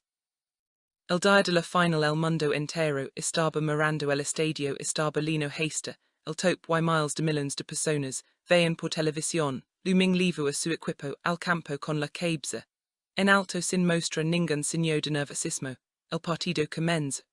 Y como si esperaba el equipo favorito dominó la posición, desde el principio mantuvieron el balón, durante largos periodos moviéndolo de un lado, otro buscando un espacio en la defensa china pero la defensa que Luming había construido era como un muro, infranquible cada jugador sabía su posición, cada pace era interceptado, o despejado y cada vez que el favorito se acercaba al área se encontraba con una pair de camisas rojas. Segunda mitad China comenzó, encontré su ritmo Luming comenzó, recibía más el balón y su visión de juego comenzó, abrir espacios en la defensa favorita en el minuto 65 Luming recibió el balón, en el centro del campo, y en lugar de pasarlo inmediatamente como había hecho durante todo el partido, amigo a un defensa y luego lanz. Un pace de 40 metros, que dividió toda la defensa y dejó a su compañero de equipo solo, frente al portero, el delantero mantuvo la calma y disparó colocando el balón en la red el estadio estalló. En un rugido de alegría mientras los jugadores chinos celebraban el gol más importante en la historia de su país. El equipo favorito no se rindió y lanzó todo su poder ofensivo contra China en los últimos 20 minutos, crearon múltiples oportunidades de gol pero el portero chino, que había sido criticado antes del torneo por su falta de experiencia hizo atajada tras atajada pesha que un muro invisible protege la portería china cuando el reloj ligó. Al minuto 90 el marcador seguía 1-0 y el árbitro agrega 7 minutos de tiempo de descuento, que se sintieron como una eternidad para los aficionados chinos. En el minuto 95 el equipo favorito ganó un tiro. Libre 25 metros de la portería era su última oportunidad, su estrella máxima se coloca detrás del balón, y todos en el estadio contuvieron la respiración el disparo. Fu perfecto volo hacia la escuadra pero el portero chino voló a través del aire y con la punta de los dedos desvió el balón. Al corner el estadio enmudeció por un momento. Antes de que estelara una celebración ensordecedora los jugadores chinos, se abrazaron mientras el árbitro pito el final del partido China era campeona del mundo. Luming fu levantado en hombros por sus compañeros mientras las lágrimas corrían por sus mejillas. Recordó su vida pasada el dinero, la corrupción, el vacío, y luego mira hacia arriba y vio a su abuelo en las gradas sonriendo mientras ondía una bandera china en ese momento supo que había cumplido su promesa, había transformado el infierno en su patio trasero y había devuelto el orgullo a una nación. La historia de Luming no terminó con la Copa del Mundo, después del torneo, finalmente aceptó la oferta de Jack y se mudó Europa para jugar en uno de los clubes más grandes del mundo. Su carrera allí fue tan exitosa como su carrera internacional, ganando múltiples campeonatos y premios individuals, pero siempre recordaba sus races y regularmente regresaba a China para ayudar a desarrollar el fútbol en su país natal. Lincoln quien había seguido la Copa del Mundo desde la prisión, observó como Luming levantaba el trofeo y por primera vez comprendió la magnitud de su derrota. No fue solo que Luming fuera medio, fue que Luming había entendido algo que él nunca había entendido, que el fútbol no se trataba de fama o fortuna sino de algo más profundo de trabajo, en equipo de sacrificio, y de la voluntad de levantarse cuando todos esperaban que era. El presidente Bai, que inicialmente había ayudado de Luming, se convirtió en una de sus más aliadas utilizando su posición para reformar la Asociación de Fútbol China y implementar muchas de las ideas que Luming había defendido sobre la disciplina, la integridad y la importancia de construir desde la base.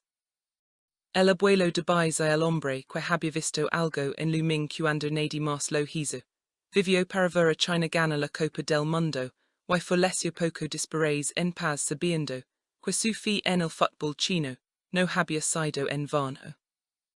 La historia de Lu Ming es una historia de segundas oportunidades, una historia de redención, una historia de lo que es posible cuando alguien con talento decide no desperdiciarlo, es una historia que inspira a millones de personas, en China en todo el mundo porque demostró que no importa cuán bajo haya quedado una persona siempre hay una oportunidad de levantarse y reclama su destino. Lu Ming pasó de ser un paria a ser un héroe de ser considerado, un vago a ser aclamado como el mejor jugador del mundo pero, para él los trofeos y los elogios nunca fueron lo más importante era la promesa, que se había hecho a sí mismo, en ese campo de fútbol 19 años, en el pasado la promesa de que esta, vez lo haría bien esta, vez no desperdiciaría su talento, esta vez usaría su segunda oportunidad para construir algo que duraría para siempre. Y el chico que una vez fue conocido como el mejor desperdicio de talento, en la historia del fútbol chino, se convirtió en una leyenda, un hombre cuyo nombre se pronunciaba con reverencia en todos los campos de fútbol del país, un hombre que demostró que con suficiente determinación, incluso los sueños más imposibles, podían hacerse realidad porque después de todo Lu Ming no solo ganó una Copa del Mundo, ganó una segunda oportunidad y la aprovechó al máximo, transformando no solo su vida sino el destino de una nación entera que había esperado demasiado tiempo para tener un héroe al que la propia. Esta es la historia de Lu Ming, un futbolista que vivió una vida de potencial desperdiciado en su primera vida solo, para recibir una segunda oportunidad de reescribir su destino. Lu Ming fue una vez conocido como el adolescente más talentoso del fútbol chino, un prodigio que ganó el título de mejor jugador en la Liga Nacional Juvenil durante 3 años consecutivos, pero la promesa de su juventud se desmorona bajo el peso de sus propias decisiones se obsesiona con el dinero y la fama que en la trampa de jugar partidos arreglados, para obtener ganancias, perseguir plazas fugaces y abandonó la disciplina que una vez lo había hecho, especially la edad de 37 años, fue expulsado del deporte que alguna vez amó y pasó el resto de su vida soportando la maldición del arrepentimiento, pero entonces ligó la muerte y con él un milagro. Cuando Lu Ming abrió los ojos se encontró en un campo de fútbol 19 años, en el pasado el mundo era más joven y él también las voces a su alrededor eran familias, pero distantes escuchó el rugido de una multitud, y la orden aguda de un entrenador gritando mátalo se dio cuenta de que le habían dado la oportunidad de hacerlo todo de nuevo de reclamar el camino que había abandonado y de convertirse no solo en un jugador sino en una fuerza de la naturaleza en el campo. La escena era un partido entre el equipo trueno y el equipo oso, un juego aparentemente ordinario, pero que marcaría el curso de la segunda vida de Lu Ming. La división oso era un equipo agobiado por años de mediocridad, no habían entrado en la Copa del Mundo en 20 temporadas consecutivas. Y el equipo caíse de liderazgo y espíritu, pero en esta noche el foco estaba en un joven llamado Lin Kong. Tenía 19 años, era la vanguardia de la división oso, y una estrella en ascenso, había anotado 22 goles.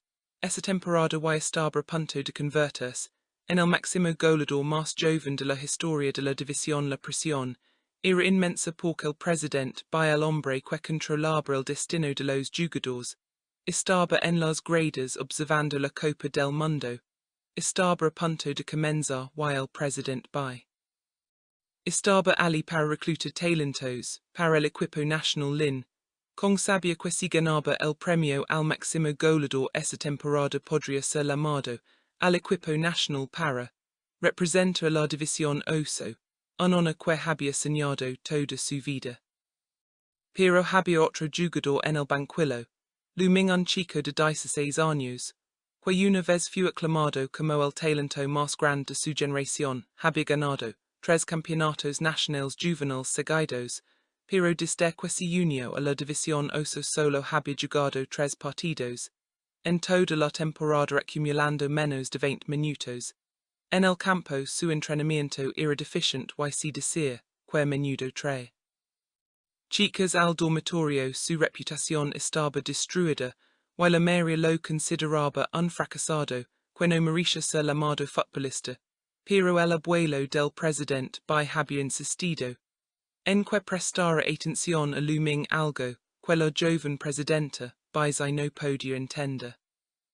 El partido comenzó, y Lincoln demostró por qué era considerado una estrella con una técnica excelente anotó el primer gol, levando a su equipo a una ventaja de 1. Asira la multitud en la cuestión y los comentaristas elogiaron su habilidad persa que Lincoln estaba destinado a la grandeza, pero en la segunda mitad anotó otro gol, asegurando su lugar como el máximo goleador más joven en la historia de la división. Oso la multitud lo vitoriba y persa que su camino hacia el equipo nacional estaba asegurado, pero entonces con solo 10 minutos restantes en el partido algo inesperado sucedió. El presidente ordinó que luming entrar al campo sus asesores se opusieron argumentando que el juego ya estaba decidido, con un marcador de 2, asira y que luming no había mostrado nada en toda la temporada, que justificara su inclusión pero el presidente insistió que de que era capaz este chico, que su abuelo consideraba tan especial looming entró al campo caminando lentamente mientras sus compañeros corrían hacia el frente el persa está en otro mundo los comentaristas se burlaron de su falta de urgencia y la multitud lo abucheó, pero entonces ocurrió algo extraordinario. El equipo oso recupera el balón y lo pasó a looming sin siquiera mira al receptor envió un pace perfecto con el exterior de su pie un pace que recorrió todo el campo y aterrizó directamente en los pies de su compañero.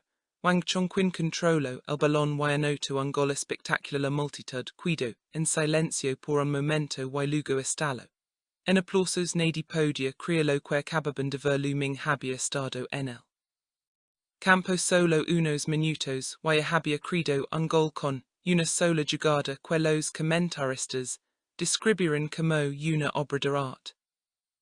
El partido terminó con una victoria de 2-1 para el equipo oso, pero la historia real estaba lejos de terminar. En la conferencia de prensa posterior al partido se esperaba que Lincoln fuera el centro de atención, y así fue al principio. El presidente ofreció a Lin con un contrato de 5 millones de yuanes, y un lugar en el equipo nacional persa, que el sueño de Lin con se había hecho realidad. Pero entonces Jack, un legendario entrenador europeo, que había estado observando el partido, se levantó y sorprendió a todos al anunciar que el jugador que quería no era Lin, con sino looming ofreció un contrato de 10 millones de yuanes y una prueba con un club europeo. La sala estalló en conmoción. Lin, con que había estado sonriendo momentos antes, miró con incredulidad mientras looming era elevado a un estatus que él cree le pertenecía.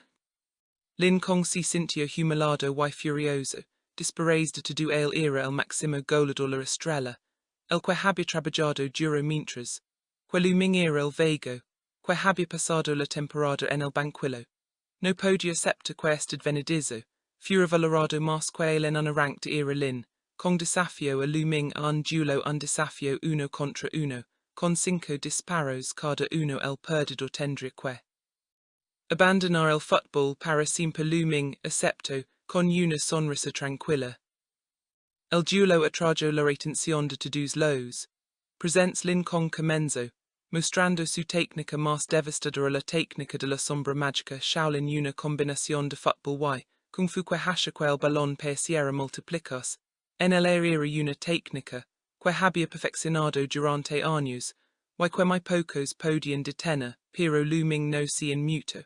Activó una habilidad que le había sido otorgada por el sistema, que despertó en él en su renacimiento la habilidad de predicción definitiva, que le permitió ver a través de las intenciones de su oponente con una precisión del 100%. Lincoln lanzó Su atac pero luming adivino cada movimiento, cada finta cada engaño pecha quelin, con si movia en cámara lenta mientras, luming desviaba cada, disparo con una facilidad, que dijabra to dos boquibiertos. Cuando ligo el turno de luming mostro un nivel de habilidad, que nadie había visto antes, sus movimientos eran fluidos su control del balón, era perfecto y su cambio de ritmo era tan rápido, quelin con no pudo tocar el balón. Na una sola vez luming anoto, sus cinco disparos mientras lin, con no pudo anotar ni una la multitud estaba, en estado de shock, el prodigio había sido destrozado por el vago lin con caída. Rodillas en el campo derrotado y humillado mientras, luming lo miraba desde, arriba diciendo que recordara, esa sensación de ardilos pork, esa seria su única actitud, hasha el de ahora en adelante. Lincoln no solo había perdido su reputación sino, que también había perdido su lugar, en el equipo nacional y su contrato milenario, pero su derrota no fue el final de la historia, fue solo el comienzo. Para luming el presidente Biza que inicialmente había ayudado de luming ahora, se enfrentaba a la realidad de que su abuelo tenía razón luming era algo especial, pero aún había desafíos por delante luming. Rechazó tanto la oferta del equipo nacional chino, como la oferta europea de Jack en lugar de eso hizo. Una propuesta orders al presidente by aceptaria unius, al equipo nacional pero, con una condición queria poder de veto, sobre la lista del equipo nacional queria, eliminar a todos los jugadores que consideraba mediocres, o corruptos queria construir un ejército de hierro capaz de matar dioses, el presidente by sorprendido per. Intrigado acepto y, así comenzó la verdadera transformación. Mientras tanto Jack el entrenador europeo, regresó a su país y informó a sus superiores sobre luming mostró videos de sus jugadas destacando su flexibilidad, su visión de juego, y su capacidad para construir un modelo tridimensional completo del campo, en su mente antes de pasar el balón, pero sus superiores, en el club europeo no estaban convencidos, para ellos el fútbol chino, era una broma en lugar lino de partidos.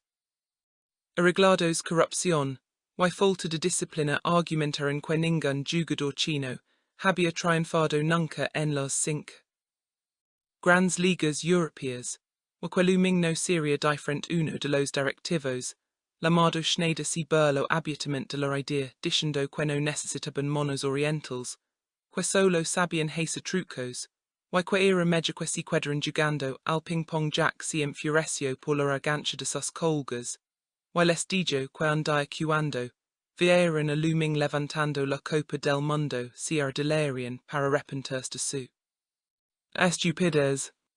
Mientras tanto en China luming se presentó, en la base de entrenamiento del equipo nacional y encontró un desastre. Los jugadores veteranos fumaban en las instalaciones, no respetaban las reglas, y estaban llenos de una arrogancia que no coincidía con su falta de éxito.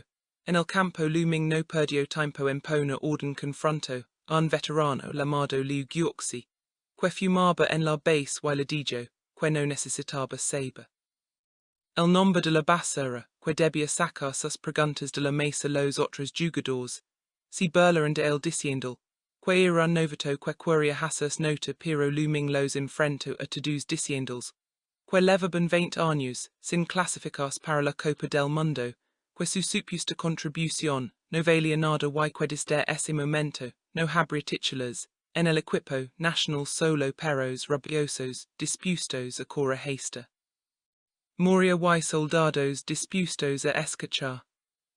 El primer entrenamiento, que ordenó fue una carrera de 10 kilómetros, con carga pesada y advirtió que cualquiera que no pudiera completar la serie despedido de inmediato muchos de los jugadores veteranos, que se habían acostumbrado a una vida de comodidad y privilegio no pudieron completar la carrera y fueron expulsados del equipo nacional.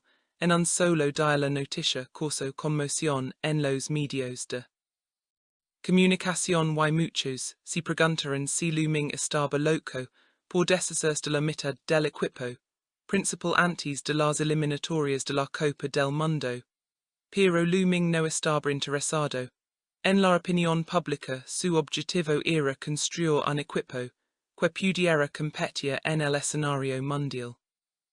El próximo partido del equipo nacional era contra el equipo de Corea del Sur, un equipo conocido como los Tigres Asiáticos, un equipo que había dominado el fútbol asiático durante décadas. La mayoría de los expertos consideraban que el equipo chino no tenía posibilidades, especialmente después de que Luming desmantelara el equipo, pero Luming no estaba preocupado cuando le preguntaron si realmente podían ganar contra los Tigres Asiáticos. Respondió con desdén que en sus ojos el equipo contrario no eran tigres sino un grupo de gatitos Hello Kitty, que solo sabían intercambiar tarjetas de presentación.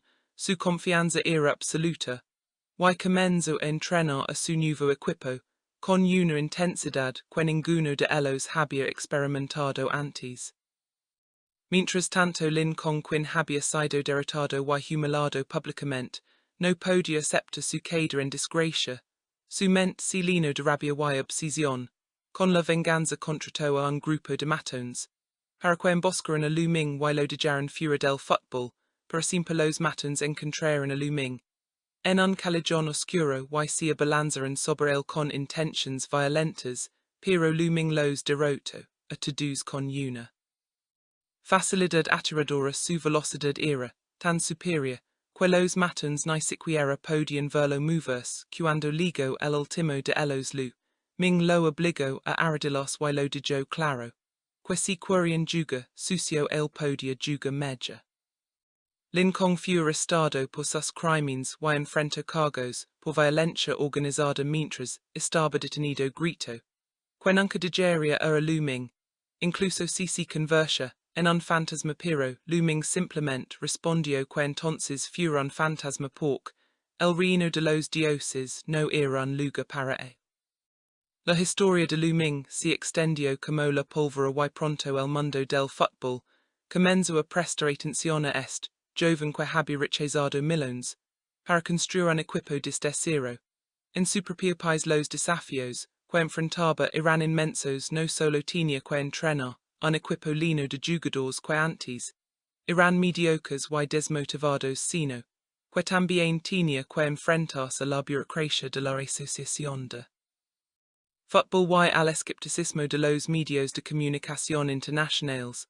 Pero Luming no se dejó intimidar por nada de esto. Su sistema de renacimiento le otorgaba habilidades que mejoraban con cada desafío, que superaba completo una tarea de avance de límite de velocidad, que aumentó su tasa de pace al 80%, y le otorgó habilidades pasivas que mejoraban todos sus atributos en un 10% además.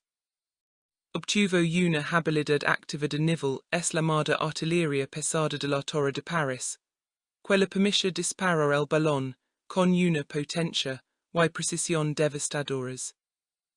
A medida que avanzaba el entrenamiento, Luming comenzó a moldear sus jugadores en su propia imagen, los obligaba a corregir el agotamiento, los hacía practicar jugadas una y otra vez hasta que la perfección se convirtiera en un hábito, y les inculcaba una mentalidad de que no había enemigo demasiado grande ni desafío demasiado difícil para ser superado. Muchos de los jugadores que al principio se resisten sus métodos comenzaron a ver los resultados. Su condición física mejoró, su técnica se volvió más precisa y su confianza creció por primera vez en años. El equipo nacional chino comenzó a parecer un verdadero equipo. Mientras tanto, en Europa Jack no había abandonado su búsqueda de Luming. A pesar de la oposición de sus superiores, continuó observando los partidos de clasificación para la Copa del Mundo. Desde la distancia, viendo como el equipo chino bajo el liderazgo de Luming comenzaba a dominar a sus oponentes, con un estilo de juego agresivo y despiadado que nadie había visto antes. En Asia la prensa internacional comenzó a tomar nota con titulares que preguntaban si el fútbol chino finalmente había encontrado a su salvador. La noche antes de un partido crucial, el abuelo de Bai se encontró a Luming entrenando solo en la base, a las 3 de la madrugada mientras todos los demás dormían bis y se lo mostró a su abuela. Preocupada de que Luming estuviera trabajando demasiado, pero su abuelo sonrió porque sabía que estaba viendo la dedicación de un verdadero campeón. El partido contra Corea del Sur ligó y la presión era inmensa no solo por la importancia del partido en sí sino porque era la primera prueba real del nuevo equipo de Luming frente al mundo. El estadio estaba lleno, y los medios de comunicación de ambos países estaban presentes para presenciar lo que muchos llamaban el inicio de una nueva era en el fútbol asiático. El partido comenzó y desde el primer minuto quedó claro que el equipo chino no era el mismo de antes, presionaban alto, corrían sin descanso y mostraban una disciplina táctica que no se veía en el fútbol chino. En décadas Luming dirigía el ataque desde el centro del campo. Su visión de juego era tan aguda que parecía que podía ver el futuro. Y sus pases encontraban a sus compañeros con una precisión que dejaba boquiabiertos a los comentaristas. Y del Sur que estaba acostumbrado a dominar a China no podía seguir el ritmo, la velocidad y la intensidad del juego chino los superaban por completo. En el minuto 20 Luming recibió el balón en el centro del campo, y sin siquiera mirar envió un pace de 40 metros, que dividió toda la defensa coreana y cayó perfectamente en los pies de su delantero, que anotó el primer gol. El estadio estalló en euforia. Pero Luming no celebró inmediatamente, regresó a su posición y señaló a sus compañeros que el trabajo aún no había terminado. Segunda mitad, Corea del Sur intenta reaccionar, pero cada vez que intentaban atacar se encontraban con un muro defensivo, que no podían penetrar. Luming organizaba la presión desde atrás y cuando recuperaban el balón, lanzaban contraataques devastadores, que dejaban a la defensa coreana en ruinas. Al final el partido terminó con una victoria aplastante para China 3-0, un resultado que nadie había predicho. Y que sacudió los cimientos del fútbol asiático. La prensa internacional se volcó en elogios a Luming y al equipo chino. Titulares de todo el mundo proclamaban que el fútbol chino había renacido y que Luming era el jugador más emocionante que había surgido de Asia en una generación. Pero Luming no se dejó levar por la regulación, sabía que el camino hacia la Copa del Mundo aún era largo, y que los verdaderos desafíos estaban por venir. En Europa Schneider, el directivo que había despreciado a Luming, se enfrentó a las consecuencias de su arrogancia cuando el equipo chino continuó ganando partidos, y la prensa europea comenzó a preguntarse por qué ningún club importante había fichado a Luming cuando había tenido la oportunidad, ya que había sido marginado por sus colgas. Fue reivindicado y comenzó a presionar nuevamente para que el club fichara. Ming antes de que fuera demasiado tarde, pero Luming ya había dejado claro que no se movería a Europa hasta después de la Copa del Mundo. Tenía una misión que cumplir primero. A medida que avanzaban las eliminatorias, el equipo chino se enfrentó a rivals cada vez más difíciles, pero bajo el liderazgo de Luming superaron cada obstáculo con una combinación de habilidad física, disciplina táctica y una determinación feroz que los convirtió en el equipo. A batir en Asia cada victoria aumentaba la confianza del equipo, y cada actuación de Luming consolidaba su reputación como uno de los jugadores más talentosos del mundo. Pero la presión también aumentó la recesión de fútbol china que inicialmente había apoyado a regañadientes los métodos de Luming comenzó a sentirse incómoda con el poder que había acumulado. Su capacidad para vetar jugadores que consideraba no aptos había creado enemigos poderosos en la burocracia del fútbol chino, y comenzaron a circular rumores de que querían deshacerse de él antes de que se volviera demasiado poderoso. Al mismo tiempo Lin, con que estaba en prisión por sus crímenes, recibió noticias de que Luming estaba teniendo éxito en el campo mientras e la staba encerrado, la amargura y la rabia lo consumían, y promptio que si alguna vez salía haria, to do lo possible por destruir a looming sin, importa el costo. La historia de looming es, en su núcleo una historia de redención, y transformación un hombre que desperdició su talento. En su primera vida por avaricia y egoísmo encontró una segunda oportunidad no solo para redimirse a sí mismo sino, para redimir todo un sistema deportivo, que había caído en la corrupción. Y la mediocridad su viaje desde ser considerado un vago inútil hasta convertirse en el líder de una revolución futbolística es un testimonio del poder de la determinación, y la creencia inquebrantable en uno mismo. Los desafíos que enfrentó fueron inmensos, no solo los rivals, en el campo sino, también la corrupción fuera de la falta de fe de su propia asociación de fútbol, y el escepticismo del mundo del fútbol, que durante mucho tiempo había dado por sentado que China nunca produciría un jugador verdaderamente grande, pero looming enfrentó cada desafío, con la misma actitud de Jairo, que demostró, en el campo nunca retrocedió. Nunca se disculpó y nunca dijo que nadie dictara su camino.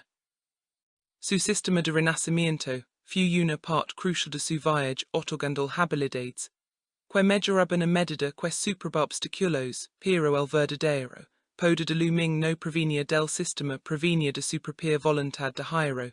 Su negativa a repetir los errores de su vida pasada y su deseo de construir algo duradero, no solo para él sino para el fútbol de su país.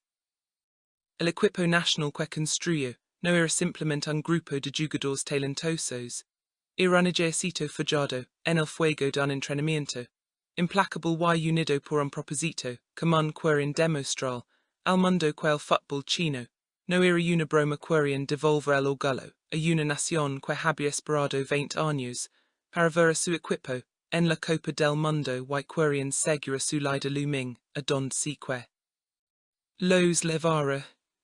A medida que se acaba la Copa del Mundo la anticipación alcanzó niveles febriles. En China el equipo nacional era el tema de conversación. En todos los juegos, y looming era un héroe nacional incluso, aquellos que antes lo habían criticado. Ahora lo veneraban como el salvador del fútbol chino. Pero looming no se dejó distraer por la fama sabia que el verdadero desafío, apenas comenzaba la Copa del Mundo era donde se separaban a los hombres de los niños, y él estaba decidido a demostrar que él y su equipo pertenecían al escenario más grande del mundo. El día del sorteo de la Copa del Mundo China fue colocada en un grupo difícil con equipos de Europa y América del Sur que tenían décadas de experiencia. En el escenario mundial los expertos predijeron que China terminaría última en su grupo y que la emoción de su clasificación se desvanecería rápidamente cuando se enfrentaran a una competencia real, pero looming tenía otros planes, cuando se le preguntó sobre las posibilidades de China en la Copa del Mundo, respondió con su confianza característica, que no solo iban a competir sino que iban a ganarlo todo. Los preparativos para la Copa del Mundo fueron intensos, looming llevó a su equipo a un campamento de entrenamiento en las montañas donde el aire era fino, y el terreno era duro, los hizo correr por senderos empinados, y practica bajo la lluvia y el calor extremo. No había días de descanso, ni concesiones a la comodidad. Algunos jugadores se quejaron de que los estaba matando, pero looming les recordó que el equipo que enfrentarían en la Copa del Mundo los mataría si no estaban listos. Mientras tanto, en Europa Jack finalmente logró convencer a sus superiores de que looming era el verdadero negocio después de verlo dominar en las eliminatorias asiáticas. Y escuchó los informes de sus cazatalentos, que habían ido a verlo jugar en persona. El club europeo decidió hacer un movimiento por looming ofreciendo un contrato multimillonario, que lo convertiría en uno de los jugadores mejor pagados del mundo. Ming rechazó la oferta nuevamente diciendo que tenía negocios pendientes en la Copa del Mundo antes de ir a Europa. La noche antes del primer partido de la Copa del Mundo, Luming se sentó solo en su habitación de hotel reflexionando sobre el viaje, quello había traído hasta aquí recordaba su vida pasada los errores, que había cometido el dinero, quello había corrompido y el vacío que había dejado. En su interior pero también recordaba la segunda oportunidad que le había sido otorgada y la promesa que se había hecho a sí misma. No desperdiciarla esta vez sus pensamientos se dirigieron a sus compañeros, los que habían querido a su lado a través del infierno del entrenamiento, los que habían creído en su visión y los que estaban a punto de salir al campo, con él para enfrentar al mundo. El primer partido de la Copa del Mundo, para China fue contra una potencia europea un equipo lleno de estrellas, que jugaban en los clubs más grandes del mundo. Las gradas estaban llenas de aficionados chinos, que habían viajado desde todo el mundo para presenciar el momento histórico, y los medios de comunicación internacionales estaban allí para ver si el equipo de Lu Ming podía estar a la altura de las expectativas.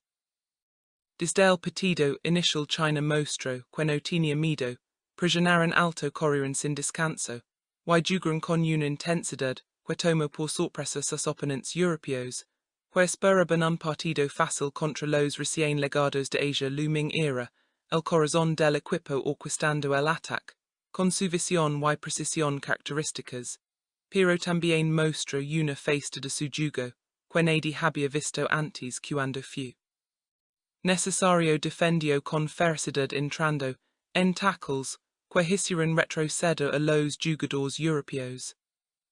El partido fue un duelo titánico, ambos equipos crearon oportunidades, pero los porteros estaban inspirados, y las defensas se mantuvieron firmes cuando el reloj ligó. Al minuto 85 el marcador seguía 0-0 parecía que el partido terminaría en empate, pero entonces Lu Ming recibió el balón en el centro del campo via un pequeño espacio en la defensa europea y supo que era su momento.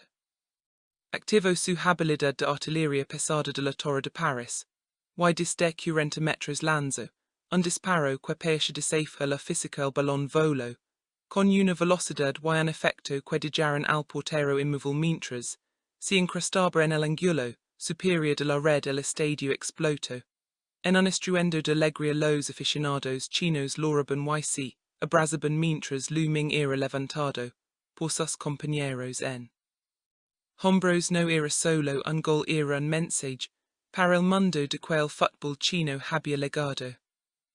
China ganó el partido 1-0 y la noticia de la vuelta al mundo.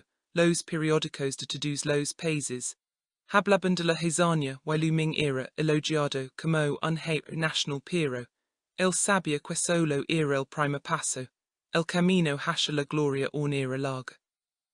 El segundo partido de la fase de grupos fue contra un equipo sudamericano conocido por su habilidad técnica y su destreza ofensiva. Esta vez los europeos no subestimaron a China y el partido fue una batalla campal. Desde el principio ambos equipos intercambiaron golpes, y el marcador se movió de un lado a otro. Lu Ming anotó un gol y dio 2 asistencias, pero el equipo sudamericano también era peligroso y el partido estaba empatado a 2 en el tiempo de descuento cuando China ganó un tiro libre 30 metros de la portería. Lu Ming se colocó detrás del balón, y toda la esperanza de una nación descansaba sobre sus hombros. Respiró hondo, recordó todos los sacrificios, todas las horas de entrenamiento, todos los momentos de duda que había superado, y luego golpeó el balón con una precisión que parecía sobrenatural.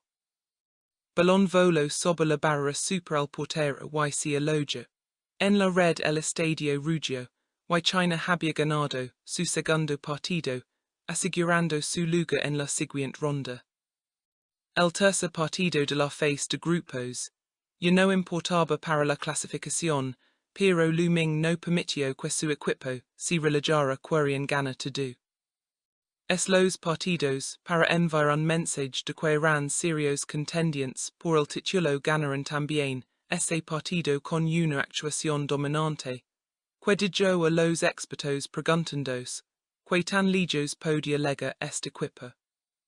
En los octavos de final se enfrentaron a un equipo africano, que era rápido y físicamente imponente, fue un partido brutal con tackles duros y faltas constantes, pero looming y sus compañeros se mantuvieron firmes, absorbieron la presión y en la segunda mitad looming anotó dos goals.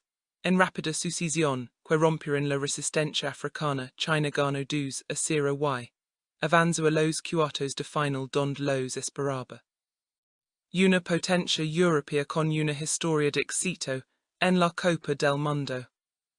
Los cuartos de final fueron el partido más difícil hasta la fecha. El equipo europeo era experimentado, táctico y lleno de jugadores de clase mundial. China tuvo que defenderse durante largos periodos mientras el europeo atacaba una y otra vez, pero la defensa, que looming había entrenado personalmente, se mantuvo firme. Cada jugador corría hasta el agotamiento, cada tackle se hacía con precisión y cada despeje se realizaba con calma cuando el partido llegó a los 30 minutos adicionales.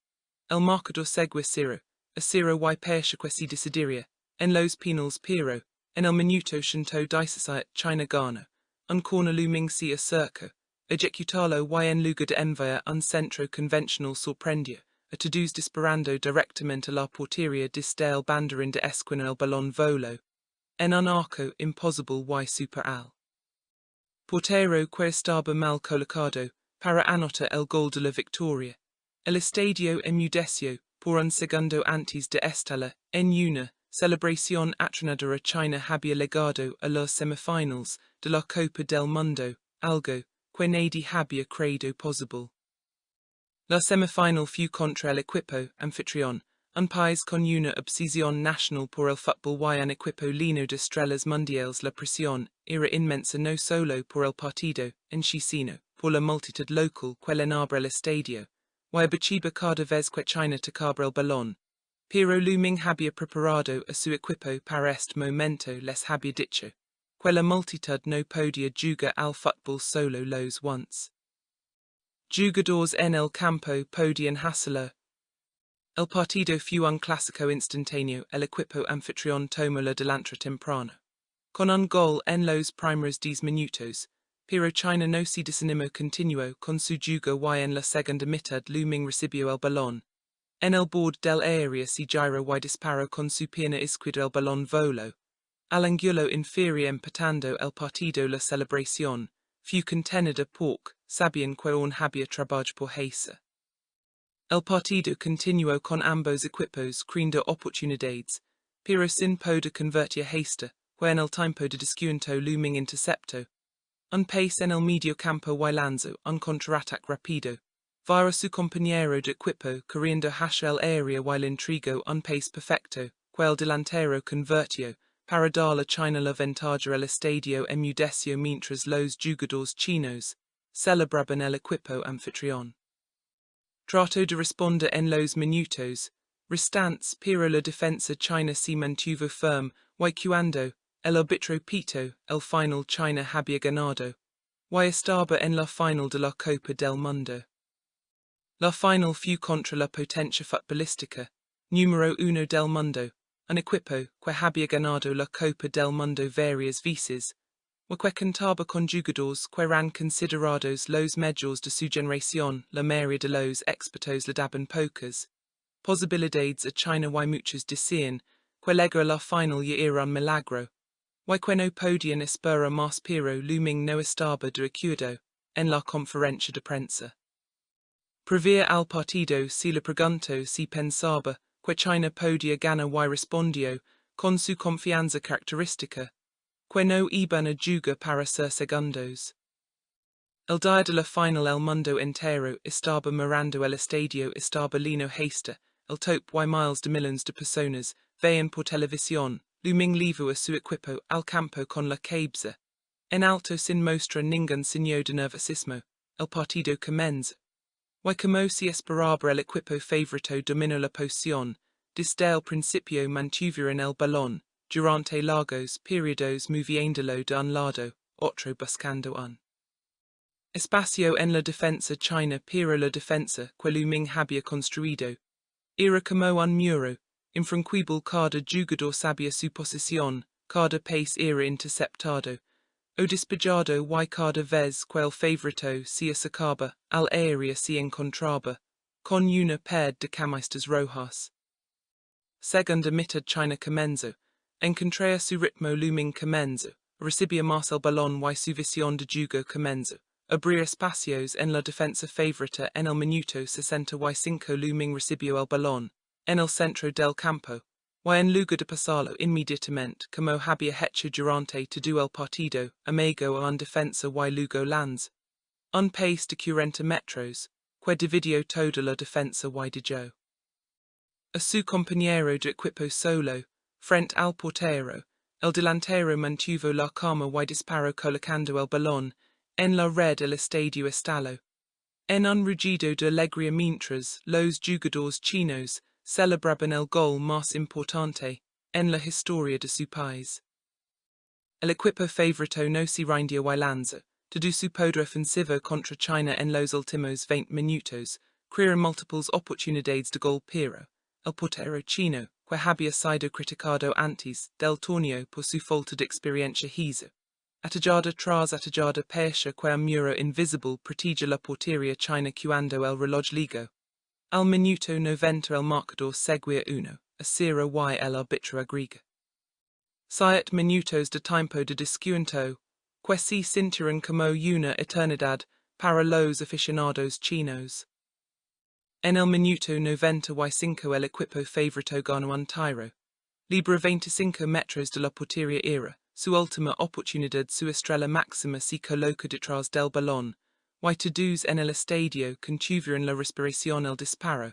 Fu perfecto volo hacia la escuadra pero el portero chino voló a través del aire y con la punta de los dedos desvió el balón. Al corner el estadio enmudeció por un momento.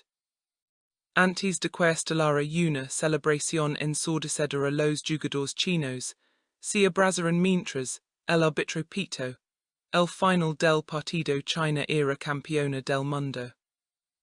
Looming fu levantado en hombros por sus compañeros mientras las lágrimas corrían por sus mejillas.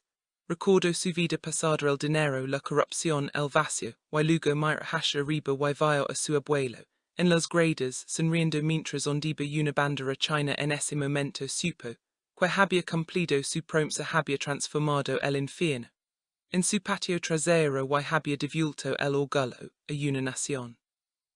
La historia de Looming no terminó con la Copa del Mundo después del torneo. Finalmente aceptó la oferta de Jack y se mudó Europa para jugar en uno de los clubes más grandes del mundo. Su carrera ali fue tan exitosa como su carrera internacional, ganando múltiples campeonatos y premios individuals, pero siempre recordaba sus races y regularmente regresaba a China para ayudar a desarrollar el fútbol en su país natal. Lincoln, quien había seguido la Copa del Mundo desde la prisión, observó como Looming levantaba el trofeo y por primera vez comprendió la magnitud de su derrota. No fue solo que Looming fuera medio, fue que Looming había entendido algo que él nunca había entendido, que el fútbol no se trataba de fama o fortuna sino de algo más profundo, de trabajo en equipo, de sacrificio y de la voluntad de levantarse cuando todos esperaban que era. El presidente Bai, que inicialmente había dudado de Looming, se convirtió en una de sus más aliadas, utilizando su posición para reformar la Asociación de Fútbol China y implementar muchas de las ideas que Looming había defendido sobre la disciplina, la integridad y la importancia de construir desde la base. El abuelo de Bai, el hombre que había visto algo en Looming cuando nadie más lo hizo, vivió para ver a China ganar la Copa del Mundo y falleció poco después en paz, sabiendo que su fe en el fútbol chino no había sido en vano. La historia de Looming es una historia de segundas oportunidades, una historia de redención, y una historia de lo que es posible cuando alguien con talento decide no desperdiciarlo. Es una historia que inspira a millones de personas en China y en todo el mundo porque demostró Que no importa can bajo haya quedado una persona siempre hay una oportunidad de levantarse y reclama su destino.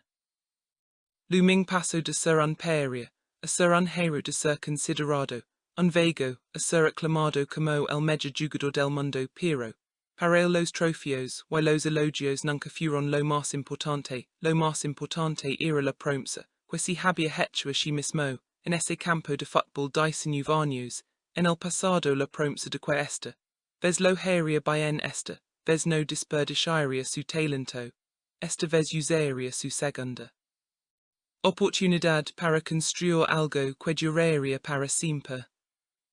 Y así el chico, que una vez fue conocido como el mejor desperdicio de talento, en la historia del fútbol chino, se convirtió en una leyenda, un hombre cuyo nombre se pronunciaba con reverencia en todos los campos de fútbol del país.